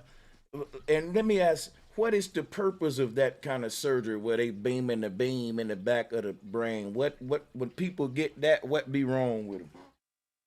They burn it around the eye for corrective surgery, so to get to cure farsightedness or nearsightedness or whatever. They do it. Listen, bro, that's not what they do it to get the cataracts out off the top of your pupil. So they do something by doing something to the back of your eye, and it fixes cataracts and shit. People that get laser eye surgery, I ain't talking about with the needle, I'm talking about with the laser. What they actually doing is burning the film off your eyes. You know how like you power wash your house? That's what the beam is doing to your pupil and shit. You ever saw people with them gray spots on their pupil? They use the laser to take that shit out. But I don't know what the surgery is when they set that machine right over your eye and the needle go right in it. I don't know what that is. You know what this proved? Because you can't, to my understanding, we couldn't get rid of cataracts before laser surgery or some shit like that. or I don't know what would have been an older method. But what's crazy is like, it's crazy because you need light to operate on the eye, because the eye kind of like an interdimensional part of us, where it's like it ain't so much of earth, water, wind, and fire. Your eye really made out of light too. So when I talked about the light part of your eye that's been sucked into the black hole, what they call the iris. Let me see this. That's the light right there. And so what if you had a problem with see, because if you look at a person's eye, you can't really access that light right there, because this is a clear dome like the ether. You know, like flat earth, how we got a clear dome over our shit. Y'all, let me show y'all something real quick. Hold on a second.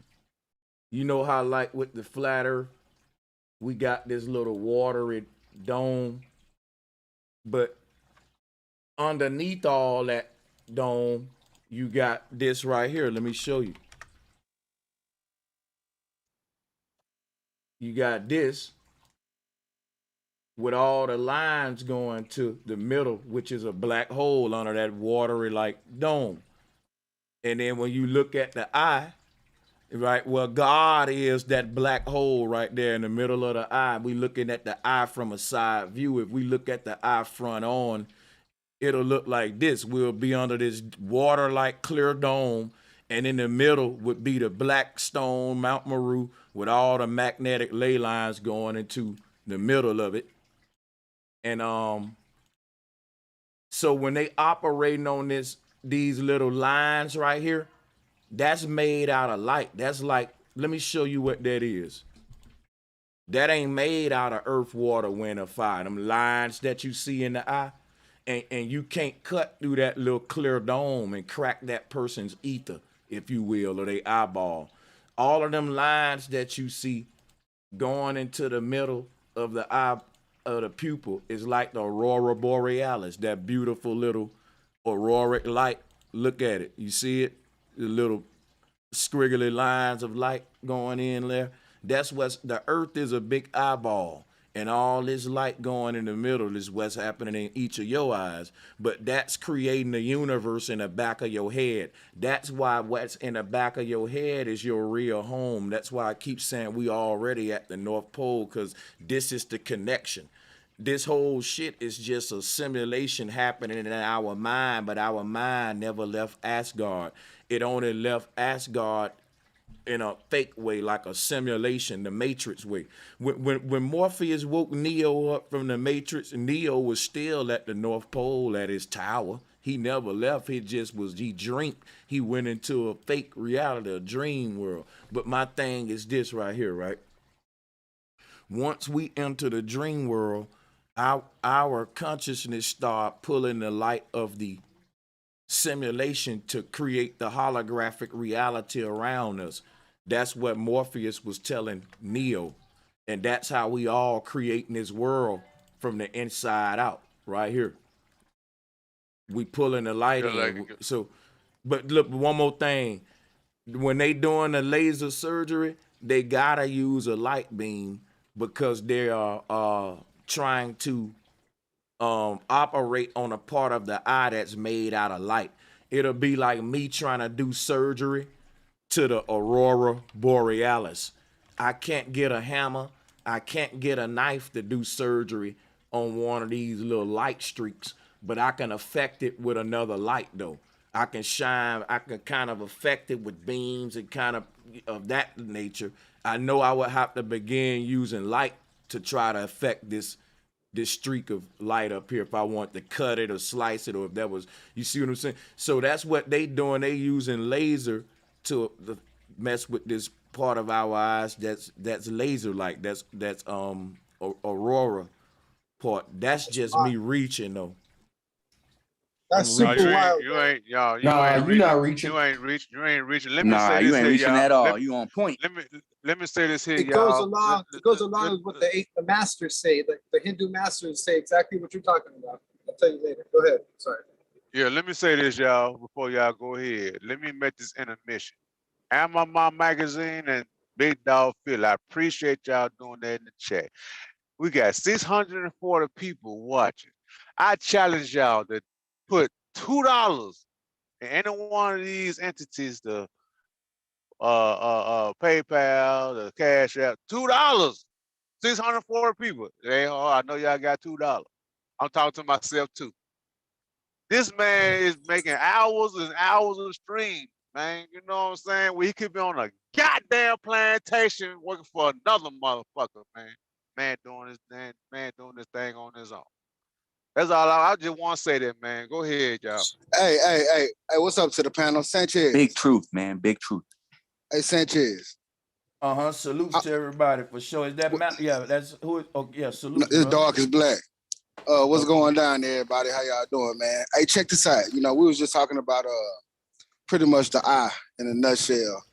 And I don't know, you know, I can see, you know, I have vision. But I wonder something, bro. I'm like dealing with, you know, the eye and the light that we pull in, which creates our perception of reality, right? And the shit that we see, right? Follow me. What do blind people dream?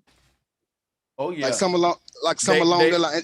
And if so, what is it that they see? Let me show you. Blind people is dreaming all the time because they creating reality in their mind based on sound and feelings and all that. So they got a picture that set of stairs in their mind.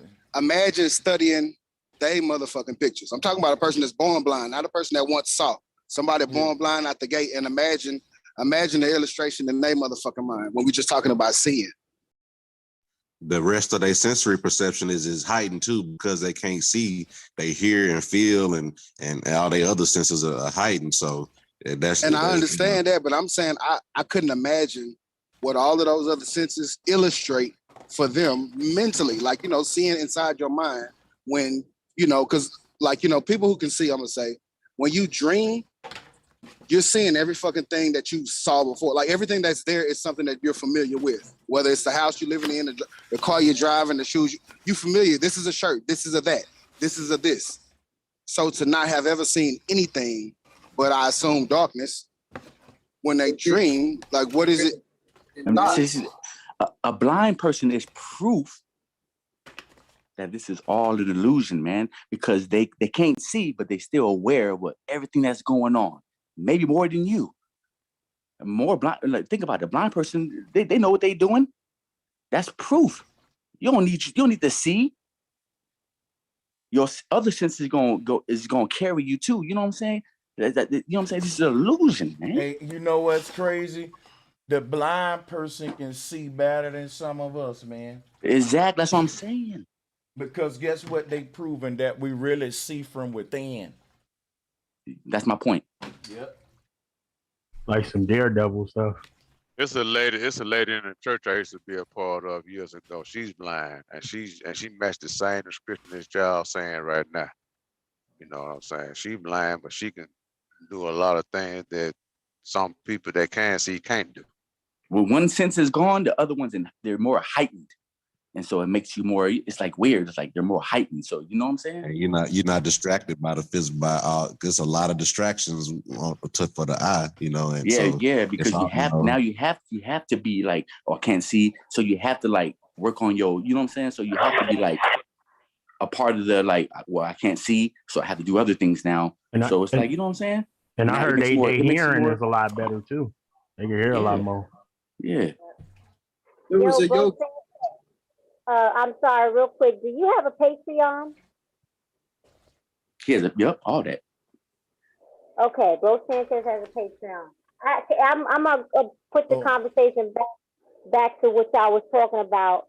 Why don't y'all just brainstorm and discuss what is the hearing? Because my father's colorblind, but he's a musician, he's a pianist, he's a musician. What is it? And my hearing is very good. what is the hearing like for colorblind people? That might hit you with something. Talking about a there. dog? That's a good question. You have different types of colorblind because you know the colorblind is mainly for men. But then what does color have to do with anything though? Because we grew up on black and white. Right. No, but it means that you can only see certain colors. So it depends on what type of color blindness you have. So the most general type of color blindness I know of is like, I think it's I don't know what it is, but I don't know which colors it is, but there's certain colors they cannot see. And then the other colors they can see. But then it affects their children. Like for me, for example, if your father is colorblind, your daughter is also gonna lack certain ability to see certain colors in the color spectrum, but I wouldn't be able to tell. Other people always could point it out to me, things that I can't see that they could see. See, I don't think colors define us. No, what I'm saying is you're talking about blindness, but there's different types of blindness. That's all I'm saying. But when does color come in? The color spectrum, the frequencies, the color spectrum. There's different colors. There's certain colors that certain people cannot see. And now a completely blind person cannot use their eyes to see anything. They use the rest of their senses to see the outside world. That's what y'all are talking about. You don't think color is subjective? What is color? Of course, it's subjective. Okay. That's why I said frequency. The gamma ray colors. Not the gamma ray. So what is your question? What is your question? What is your point? It really wasn't a question. I was just bringing up a point about, since y'all were talking about the specialty that blind people have. I was just pointing out that you also have colorblind people. Just like how before you even started about blindness, you was talking about somebody brought up short-sightedness and far-sightedness. Based off of the type of vision that you have for people that do have the ability to see at whatever capacity they can, their relationship to reality, vision is very subjective. Their relationship to the outside world is unique. Let me say this. Let me say this here. Let me say this here. For a reason. Let me say this here, sister. If you know somebody in your area, in your circle that's blind, ask them about the colors. Can they see what color this is? Do they know what color that is? That'd be your answer right there. Yeah. I could go on forever because my father's colorblind. Those people, their way they think is so complex. I can't understand him half the time. So hold on. When you say colorblind, you mean she making a good point though. Black and white. When you say colorblind, you're not able to. You don't see no. So what playing a game, what does he sir? see? What does he see? I'm asking, what does he see? They can see everything. I think no, they can't. She said she's colorblind. So what is he looking at? Black and white. Hey, black one at a time, everybody. My bad. My bad. Yeah. Just you know. How I'm trying to see how they got on the color. Like what does a colorblind person see? What do they see? Black and white, or what? Like a TV? I always thought it was. I'm gonna say now this is the third time I'm saying it. Yes, that's the third time I'm gonna say it. There's certain colors they can see, and there are certain colors they. So they do see colors. They're not colorblind. You say they see certain colors. I'm confused. Would you do me a favor and go look up the definition of colorblind and then come back? No. You said they see certain colors. What certain colors are you talking about? Everybody stop, man. Stop it. The confusion is when he hear colorblind, he think they are blind of colors. But even though they call it colorblind, they still can see colors. They just don't see them the way we see colors. You know what I'm saying? Like a person that's colorblind can just only have a problem with green and blue hues. That'll become gray or black and white to them. And everybody else will be like, you don't see this green shirt? No, that's gray. But they'll see all the other colors. Or some people are just seeing black and white, period. All the colors going where they really colorblind. So even though it's levels to colorblindness, they just put everybody in the colorblind box, even though not everyone with colorblind is deficient of all the colors. Some of them can see some, it's levels to it, but yeah. It kind of like how that I'm blue sorry, dress. but I was just trying to put y'all back onto the conversation. Can nobody get an attitude worse than a black woman? So please check yourself when you're talking to me. I'm gonna get off of here. All right. Enjoy the rest of y'all conversation. I know what I'm talking about, and I can hear an attitude when I No, fucking I hear think it. you know what you're talking about, and I appreciate you No, for joining. no attitude. I'm just asking a question. And listen, everybody, I'm gonna listen. go because I Hold don't up. believe in debate. So I'm gonna Hold leave. up. Enjoy the. Hey. I'm No, I gonna was be asking a the viewer. question. I'm gonna be a viewer. I'm logging off. Peace Okay. to y'all. Hey, feel free to speak your piece, Well, sister. listen. No, sister, we was asking a question. Well, hold on, y'all. Hold on, what happened? I'm busy. I'm. Y'all go ahead and keep on building. Bro Sanchez, you have a Patreon account? Oh, Yeah, stay, I sister, do. stay. Okay, Yeah, good. stay here, man. I have other things to do. I've been on here for a couple hours. I gotta run around and whatnot. So I Hey, was just sister. trying to make Yeah, no my disrespect, sister, man. I respect you, Much sister. love to Much you, love. sister. We gonna do better next time by you. I apologize on the Take no care, problem. sister. But all right, y'all keep building. Peace. All right. Peace to that sister. Oh man, good Lord, I love her. Yeah, man. I The wanted to sisters respond to her. can't spot. We can't put them in the line then like us brothers, man. Yeah, you know, still sharply still over here. My bad. No, I Hey, wanted to. I wanted to. let me say this here, y'all. What she just did made me think about somebody else that Sanchez had. No, I ain't gonna say Sanchez that this sister had beef with. I actually watched this live, and I watched Sanchez live.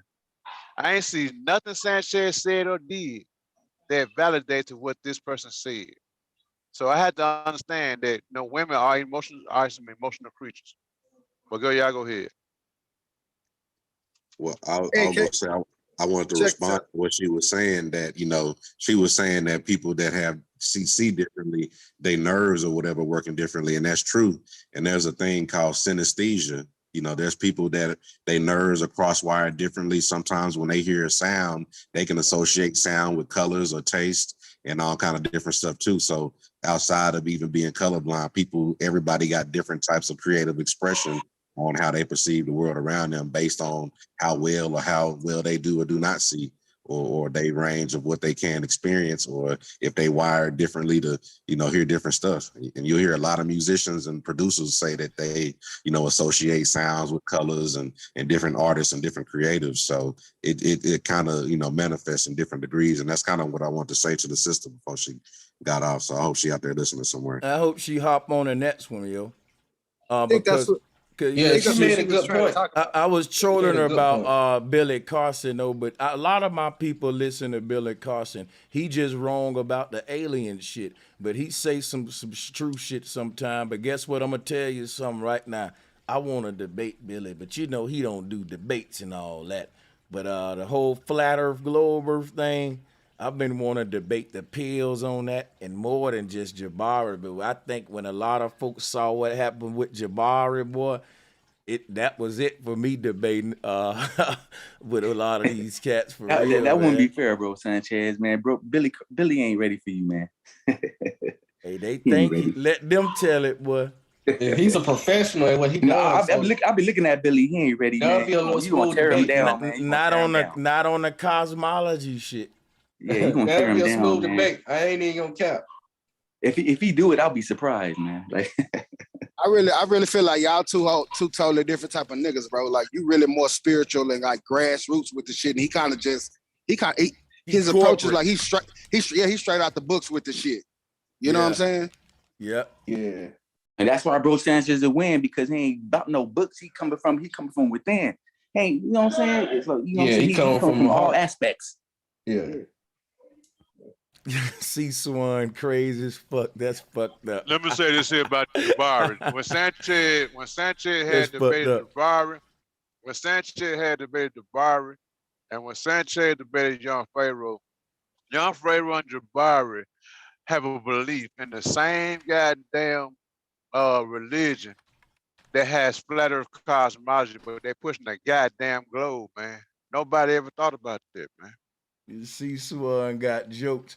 Hey, check this out, man. I don't see how you can push a globe, right, and still talk about the ethers, the astral, realm, the simulation, holographic. Like everybody know when you say simulation, you just became some kind of flat earther. You automatically talk. I want to know, do we understand how simulation automatically proves flat earth, and you can't even be a simulation theorist on a globe. A lot of things just can't work on a globe, because with a simulation, guess what you need? A flat map, like a video game. The base, that's why we use flat maps to navigate. We don't use globes. We in a simulation. And then think about it, like everything that's dealing with the simulation, you need a computer. And the only thing that dealing with any type of processing is the motherboard. And the motherboard on a computer is flat. Mm-hmm. Everything, all the language you use in Q is about flat earth. Like you said, a board would be flat. It wouldn't be curved. Like, that's crazy. And then you add in the cyborg, that ties in as well, dealing with the wiring of this certain system to make it have its own intelligence. And that's dealing, with artificial, reality. And that's a whole different system, but it's still thriving on that, that flat map. It has to have a different map to, deal with its component systems and all the other shit. Yeah, Billy was going in about them emerald tablets, and I was back like, hey man, he right. He was reading right from it, but I'm like, yo, he ain't gonna go say how that's flat earth based. You know what I'm saying? Yeah, it's a contradiction, man, but he know how to put it in a professional manner to make people gravitate toward it, and that's why he's deceiving. That's why I never resonated with his information, because he has a play on words. Yeah, man. But yes, salutes to everybody on the call. Hey man, I'm enjoying the vibe today in here, man. Like I'm loving it so far, brothers and sisters. Appreciate that. It's real talk. Eddie Ice in the house. Salutes, my brother. And salutes bro, Sanchez. Eric Deep. Salutes. Yeah, go ahead. You already know, bro. Your Salute, email. salute. I had sent you something in your email about this thing on New York Times, man. They posted something about cannibalism. I wonder if you touched on that today. NY Times cannibalism. Let me pull it up. Yeah, I sent you that email, man. Pull that up, man. That's crazy. Cannibalism. Where's this happening at? Pull it up. I sent you the email. Okay, I got you. They doing, they doing everybody. Much love. Cannibalism. Like Resident Evil. Cannibalism has a time and a place. Some recent book, films, and shows suggest that the time is now. Can you stomach it? I'm gonna have to pull it up online. My bad. Go ahead. They doing cannibalism every day. Every time they go take their ass to McDonald's, they practice cannibalism right there. That shit been going on, man. Yeah, man. Don't know what them hot dogs made out of. And the next step is humans. They trying to normalize all this weird shit. That's all it is. All the shit that we thought about as children, they trying to normalize it. The article is talking about there's a high rise in cannibalistic artwork at this time in movies and in all and online and all of this stuff. And so that's crazy. Yeah, man, they've been doing this shit for years. Now they just coming out the woodwork. People like, yeah, man, I eat human meat. Like, that shit natural, man. Get the fuck out of here with that. Hey, bro, I ain't gonna lie more to blatant with it now. Yeah, man. This movie Jordan Peele just came out with, that Note, man, I can't wait till you break that shit down, bro. That's everything.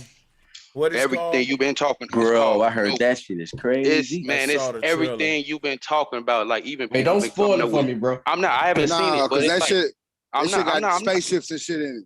So look, Sanchez ain't on no alien shit. That shit got spaceships and shit in it. I know that, bro. The spaceship. Let me tell y'all, right? The message behind it. Check this out, right?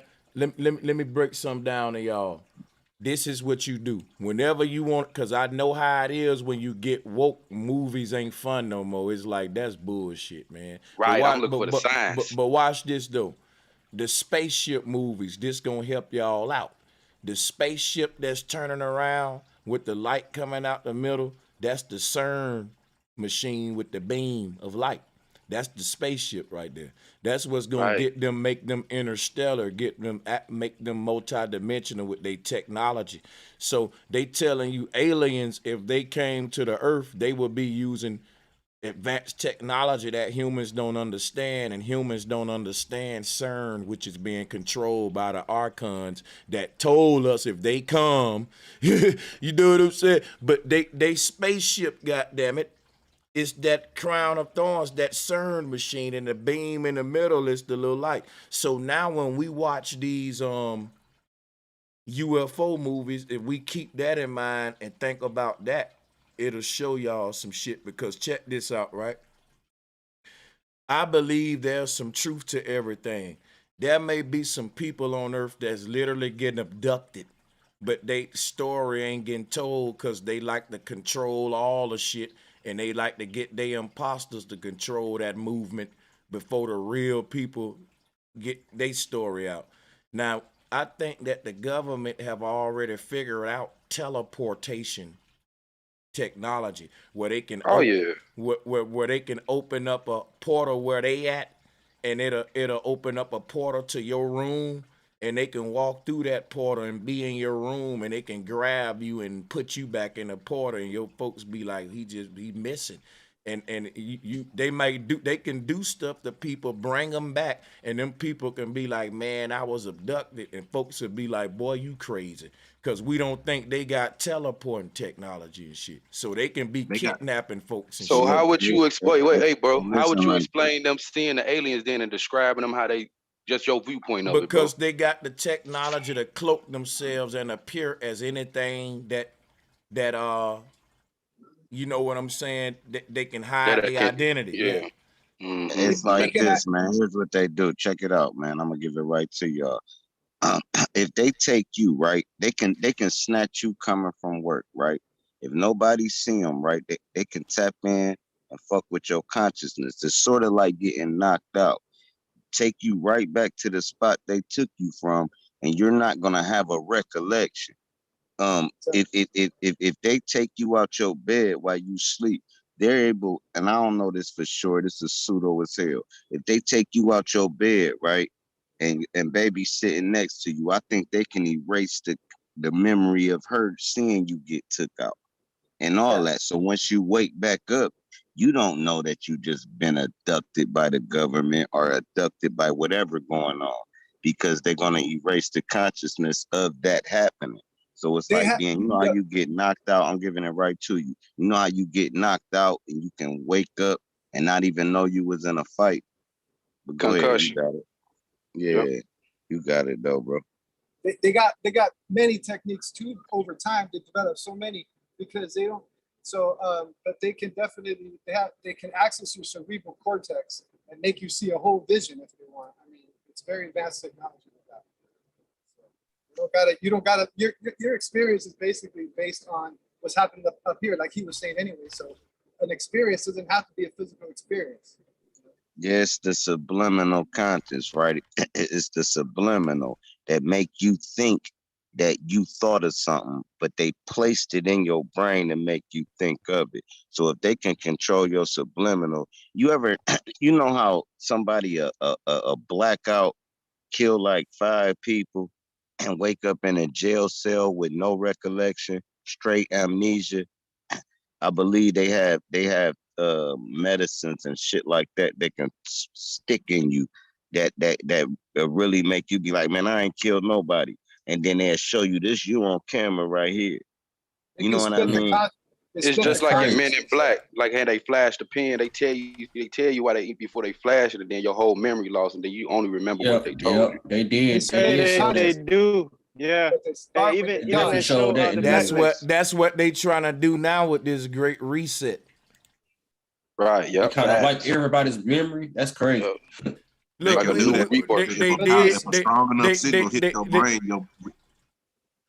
start when you're young, though. Let bro Sanchez finish his point. Hey, look, they did this before already, man.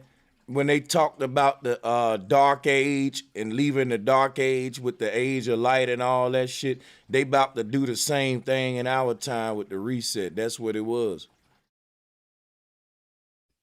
That shit interesting. And look, when you get like, And I just wanted to say real what- quick, Drop. It's like a double-edged sword. Us watching these TVs and movies, that's how people got brainwashed into believing the shit that they got on the, the TV. It's a double-edged sword. Y'all got it. Yeah, Hey, but right. once you believe, you had cut me off, bro. You know it's on me, but you got it. Go ahead. Oh, you good, Sir Drop? No, you got it. It seemed like you was about to drop. Oh the shit! gem. I was just going with I didn't mean to cut you Leonardo. off, bro. He was cool. He was on it, man. Go ahead, Drop. All right. Damn, but when I get all right, cool. I'll go here with it. Now, say you was abducted, right? Is that not nothing but astral projecting? Now, what I want to say is you abducted yourself. You came here and grabbed yourself and said, hey, come up here. Right? This is what I was getting out of Stranger Things.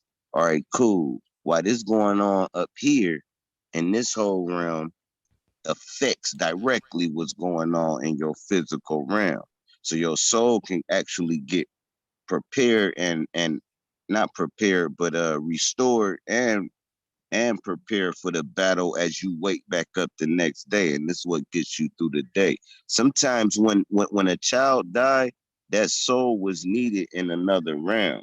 It's not that how that child died. I see it like that too, Drop. That's deep. Go ahead, bro. My bad. Go ahead. No, it's cool. Y'all got it. Because I'll just start ranting and go way off topic. Hey, y'all don't think this, have y'all ever seen the movie Inception with Leonardo DiCaprio? Yeah, we saw it. Y'all don't think that's what this is? Because you talk about we're in a simulation. This got to be Inception. Yeah, like we're going into another. That's exactly what we're talking about. Yeah, you got it. Yeah. The AI is writing most of the movies that you're watching through either directly or through exception or through indirect means. But a lot of those movies are being directly. Because if we're already in a simulation, what are we going to next? We're going deeper. You can't find your way out. No exit. He has to tell you the truth. He's got to tell you the truth. That's why he's been writing The Matrix. I mean, he got to tell you the truth about everything. He's been telling you everything.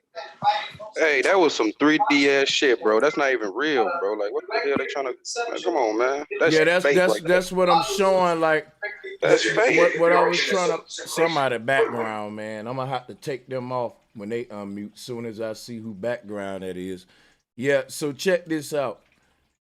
When you look at them showing you the James Webb Telescope, it's 3D animations. If it's really in space, we should be able to see the real thing, right? Yeah. Because think about it, man. We know that they can't go past that firmament. Right. And it's idiotic. They got to come up with an excuse like the telescope was damaged. Think about that. That's just an excuse so they can cover their ass. Like, we can't even go past, outer space. Now listen. What they really showing us though? I want to play this, everybody. Fall back 1 minute. Hold up. 1 second, everybody. Hold on a second.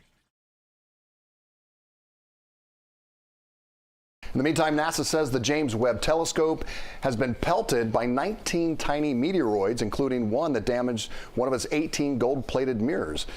They released these pictures of the damage, showing a tiny white dent there on the mirror surface. Scientists say the damage is permanent, but it won't impact how the telescope functions overall.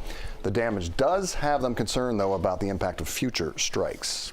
And if it becomes... See, right there, it's just to get y'all already thinking about the concept of meteors hitting the Earth, and if it can do it to that telescope, it can do it to you later when they start hurling shit down. See, think about that. Now listen, they want to talk about tiny meteoroids damaging a satellite that just got up there when we done got satellites that supposedly been up there for generations and ain't got a scratch on them. Where was the meteoroids with Cassini and the rest of them? And then if you look at that one, that thing is on a Pop-Tart piece of foil. I mean, if it got all that gold on it, why did they send it up in the air on a daggone piece of Pop-Tart foil and not nothing more sturdy? Yeah, man, that's fucking crazy. That's fucking that fall do look goofy to the motherfucker, but they can teach these folk, you know, that's some 24 karat Reynolds wrap. No, bro, that's the regular Reynolds wrap. Let's go.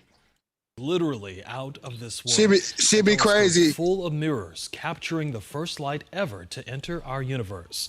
Tonight, ASU professors are now sharing what experts are learning about the universe after the recent launch of the James Webb Telescope. Oh man, somebody ought to just, bro, your hairline, bro. No, this demeanor. No, hold up. Who is this? Who mans is this? Telescope full of mirrors. Now you know he gonna get off that shit and be like, "What up, my nigga?" He gonna say, "Hey, I swear he got a do rag up under his coat." Ever to enter our universe. Ever to enter. Okay. Tonight, ASU professors are now sharing what experts are learning about the universe after the recent launch of the James Webb Telescope. It's a discovery that would have a bunch of damn scrabble. Let's go. What the hell is that? They're like, that don't look real, man. We've never seen images quite this beautiful. The sharpest images of the distant universe. No, then I know a nigga didn't mumble No, that. the fuck they did. Did he mumble that like yes, that? He did. We've never seen images quite this beautiful. And I never heard a voice quite that ugly, my nigga. Like, no. The sharpest images of... You gonna tell us what's beautiful or not? This looked like vomit. That's what it looked like, splattered vomit on the ground. Copied and paste. Yeah, with chunks and little chunks in the vomit and stuff like that. And I hate to gross y'all out. No, I ain't gonna put the vomit up. No. Of the like a distant cheap universe, ass bowling ball. sights and discoveries are the first images from the recently launched James Webb Telescope. Arizona scientists helped to build the telescope's infrared cameras. Professor Roger Windhorse is... Why we getting cartoons, man? Fake. Can I be telling people this shit? Look at this shit. Fake. They ain't showing us nothing real, bro. We're talking about it as if it's real. That's an egg right there. Man. That you can see right through this. How can you believe in that? You can't fool truthers like us, man. Look at that. I can't believe this actually, bro. That's crazy. Your third eye got to be open. This beautiful cluster of galaxies that is to make it look real. This is the dude that's with the mumble talk.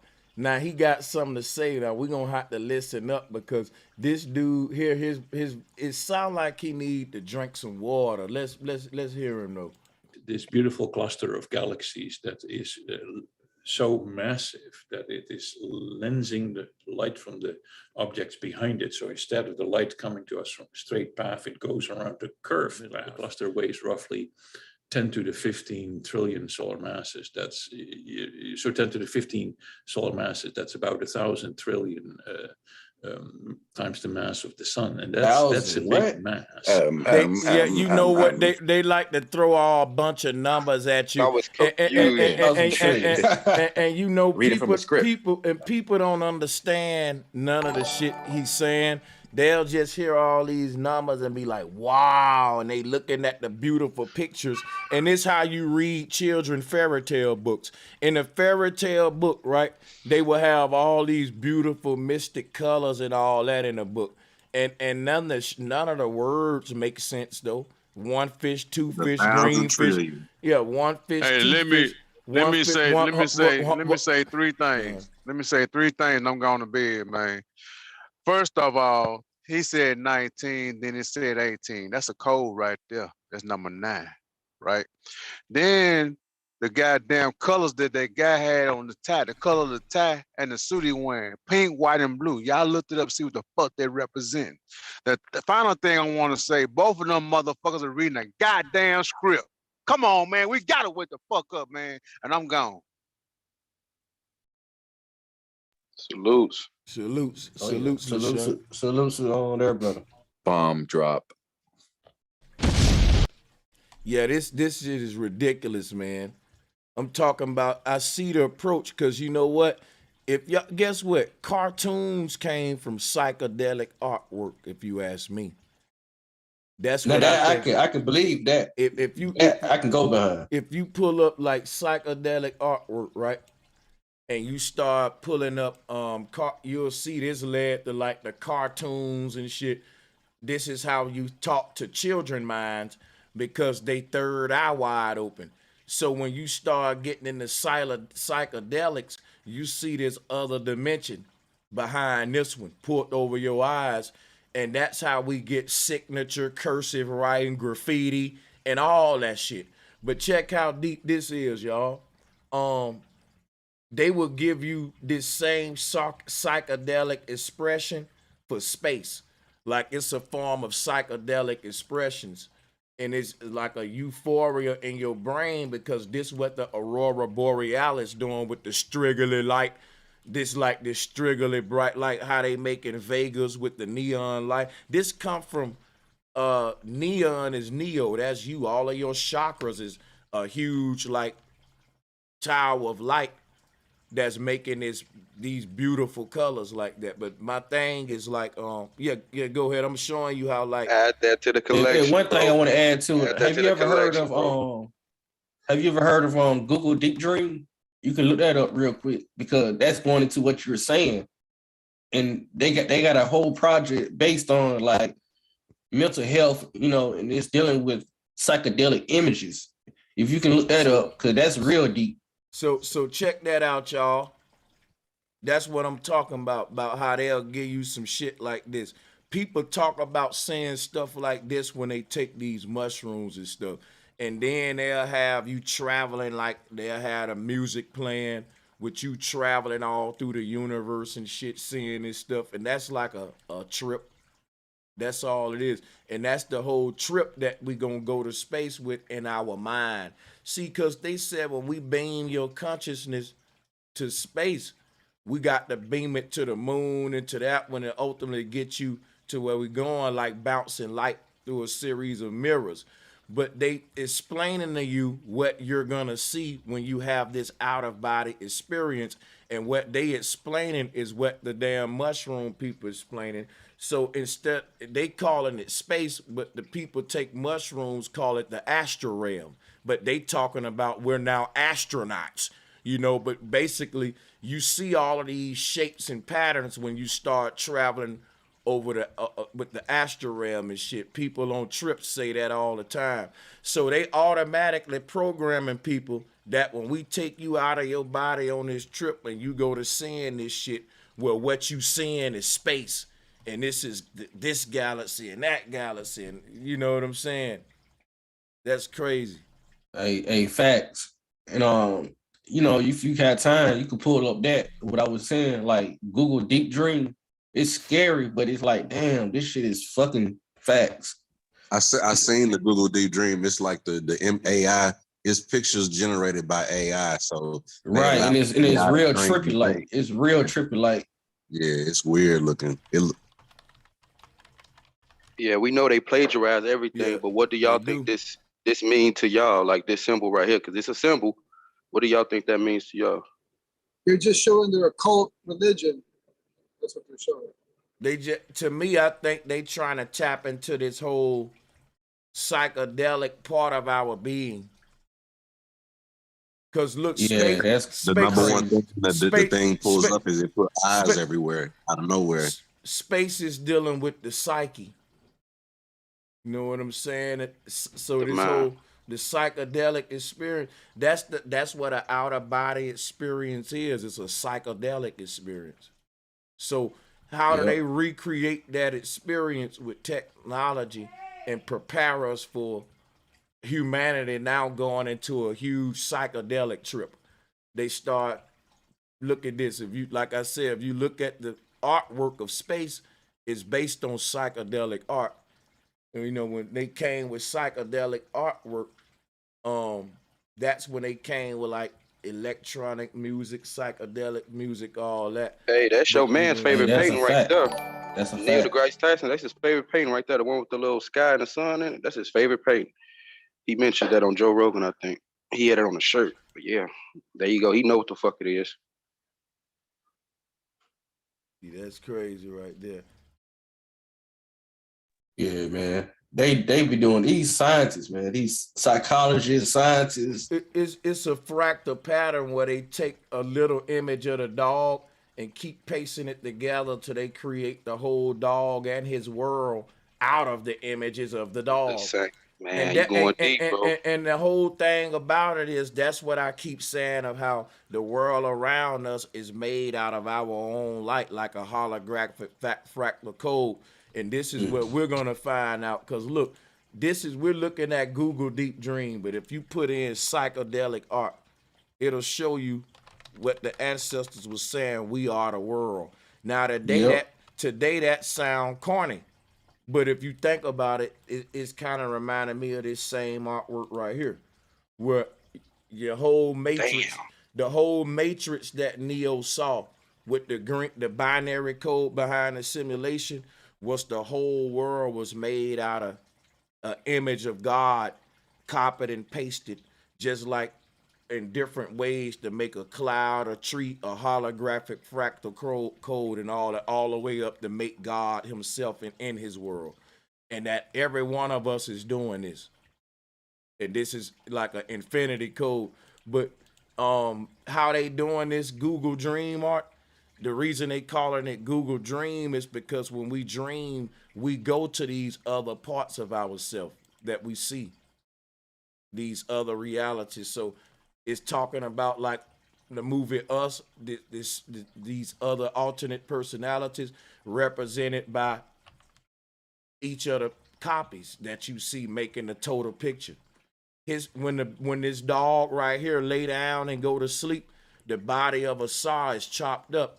And when the big dog lay down, his consciousness can go into any of them small dogs that's walking around now that he sleep. But when he get back up in the bed, all those small copies got to fall down, and because they going to go make the big dog. That's what happened when we wake up from a dream. It's like the whole Captain Planet shit with the Voltron shit. But yeah.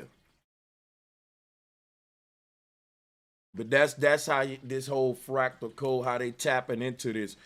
These folks in power, they familiar with the astral realm and shit. But look, hey, y'all, I got to get ready to get my ass up out of here, unfortunately, man. Oh yeah, for sure, man. Salute to everybody, man. We about to It's a powerful bill. Oh yeah, we're gonna continue it too, and we're gonna start off with that Google Dream shit too, man. Salutes to everybody that tuned in. Oh yeah, y'all brothers. Out of you, bro. Yeah, I recommend everybody. Much love to y'all, man, for sure. Y'all brothers be safe. Grand Rising. For sure, Grand Rising, OG. My bad, I cut the call, but yeah, it always cut somebody, don't it?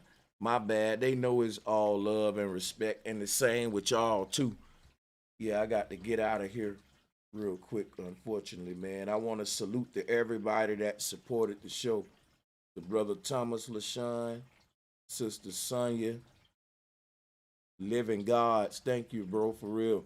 Shout out to Damon Haynes, Latoya Williams, and shout out to Long Shot. Thank you, Long Shot, man. Salutes to y'all. I appreciate the support, real talk. Shout out to you too, Rick Collins, Joseph, and Gulf Tree Studios. Shout out to Big Bosses Only as well. And to LaSonia Carfield. Shout out to Paul Baldwin, to the OG Leo, to Nate Hills, Tara Brewer. Thank you, Tara. And shout out to Alethea Turner. Thank y'all. These are from, I'm calling out, okay, these must be from, yeah, shout out. These are donations from yesterday as well, too, by the way, guys. And I want to thank all of y'all for supporting today's show on the PayPal as well. And salutes to the Patreons always. Hey, peace and much love. I'll see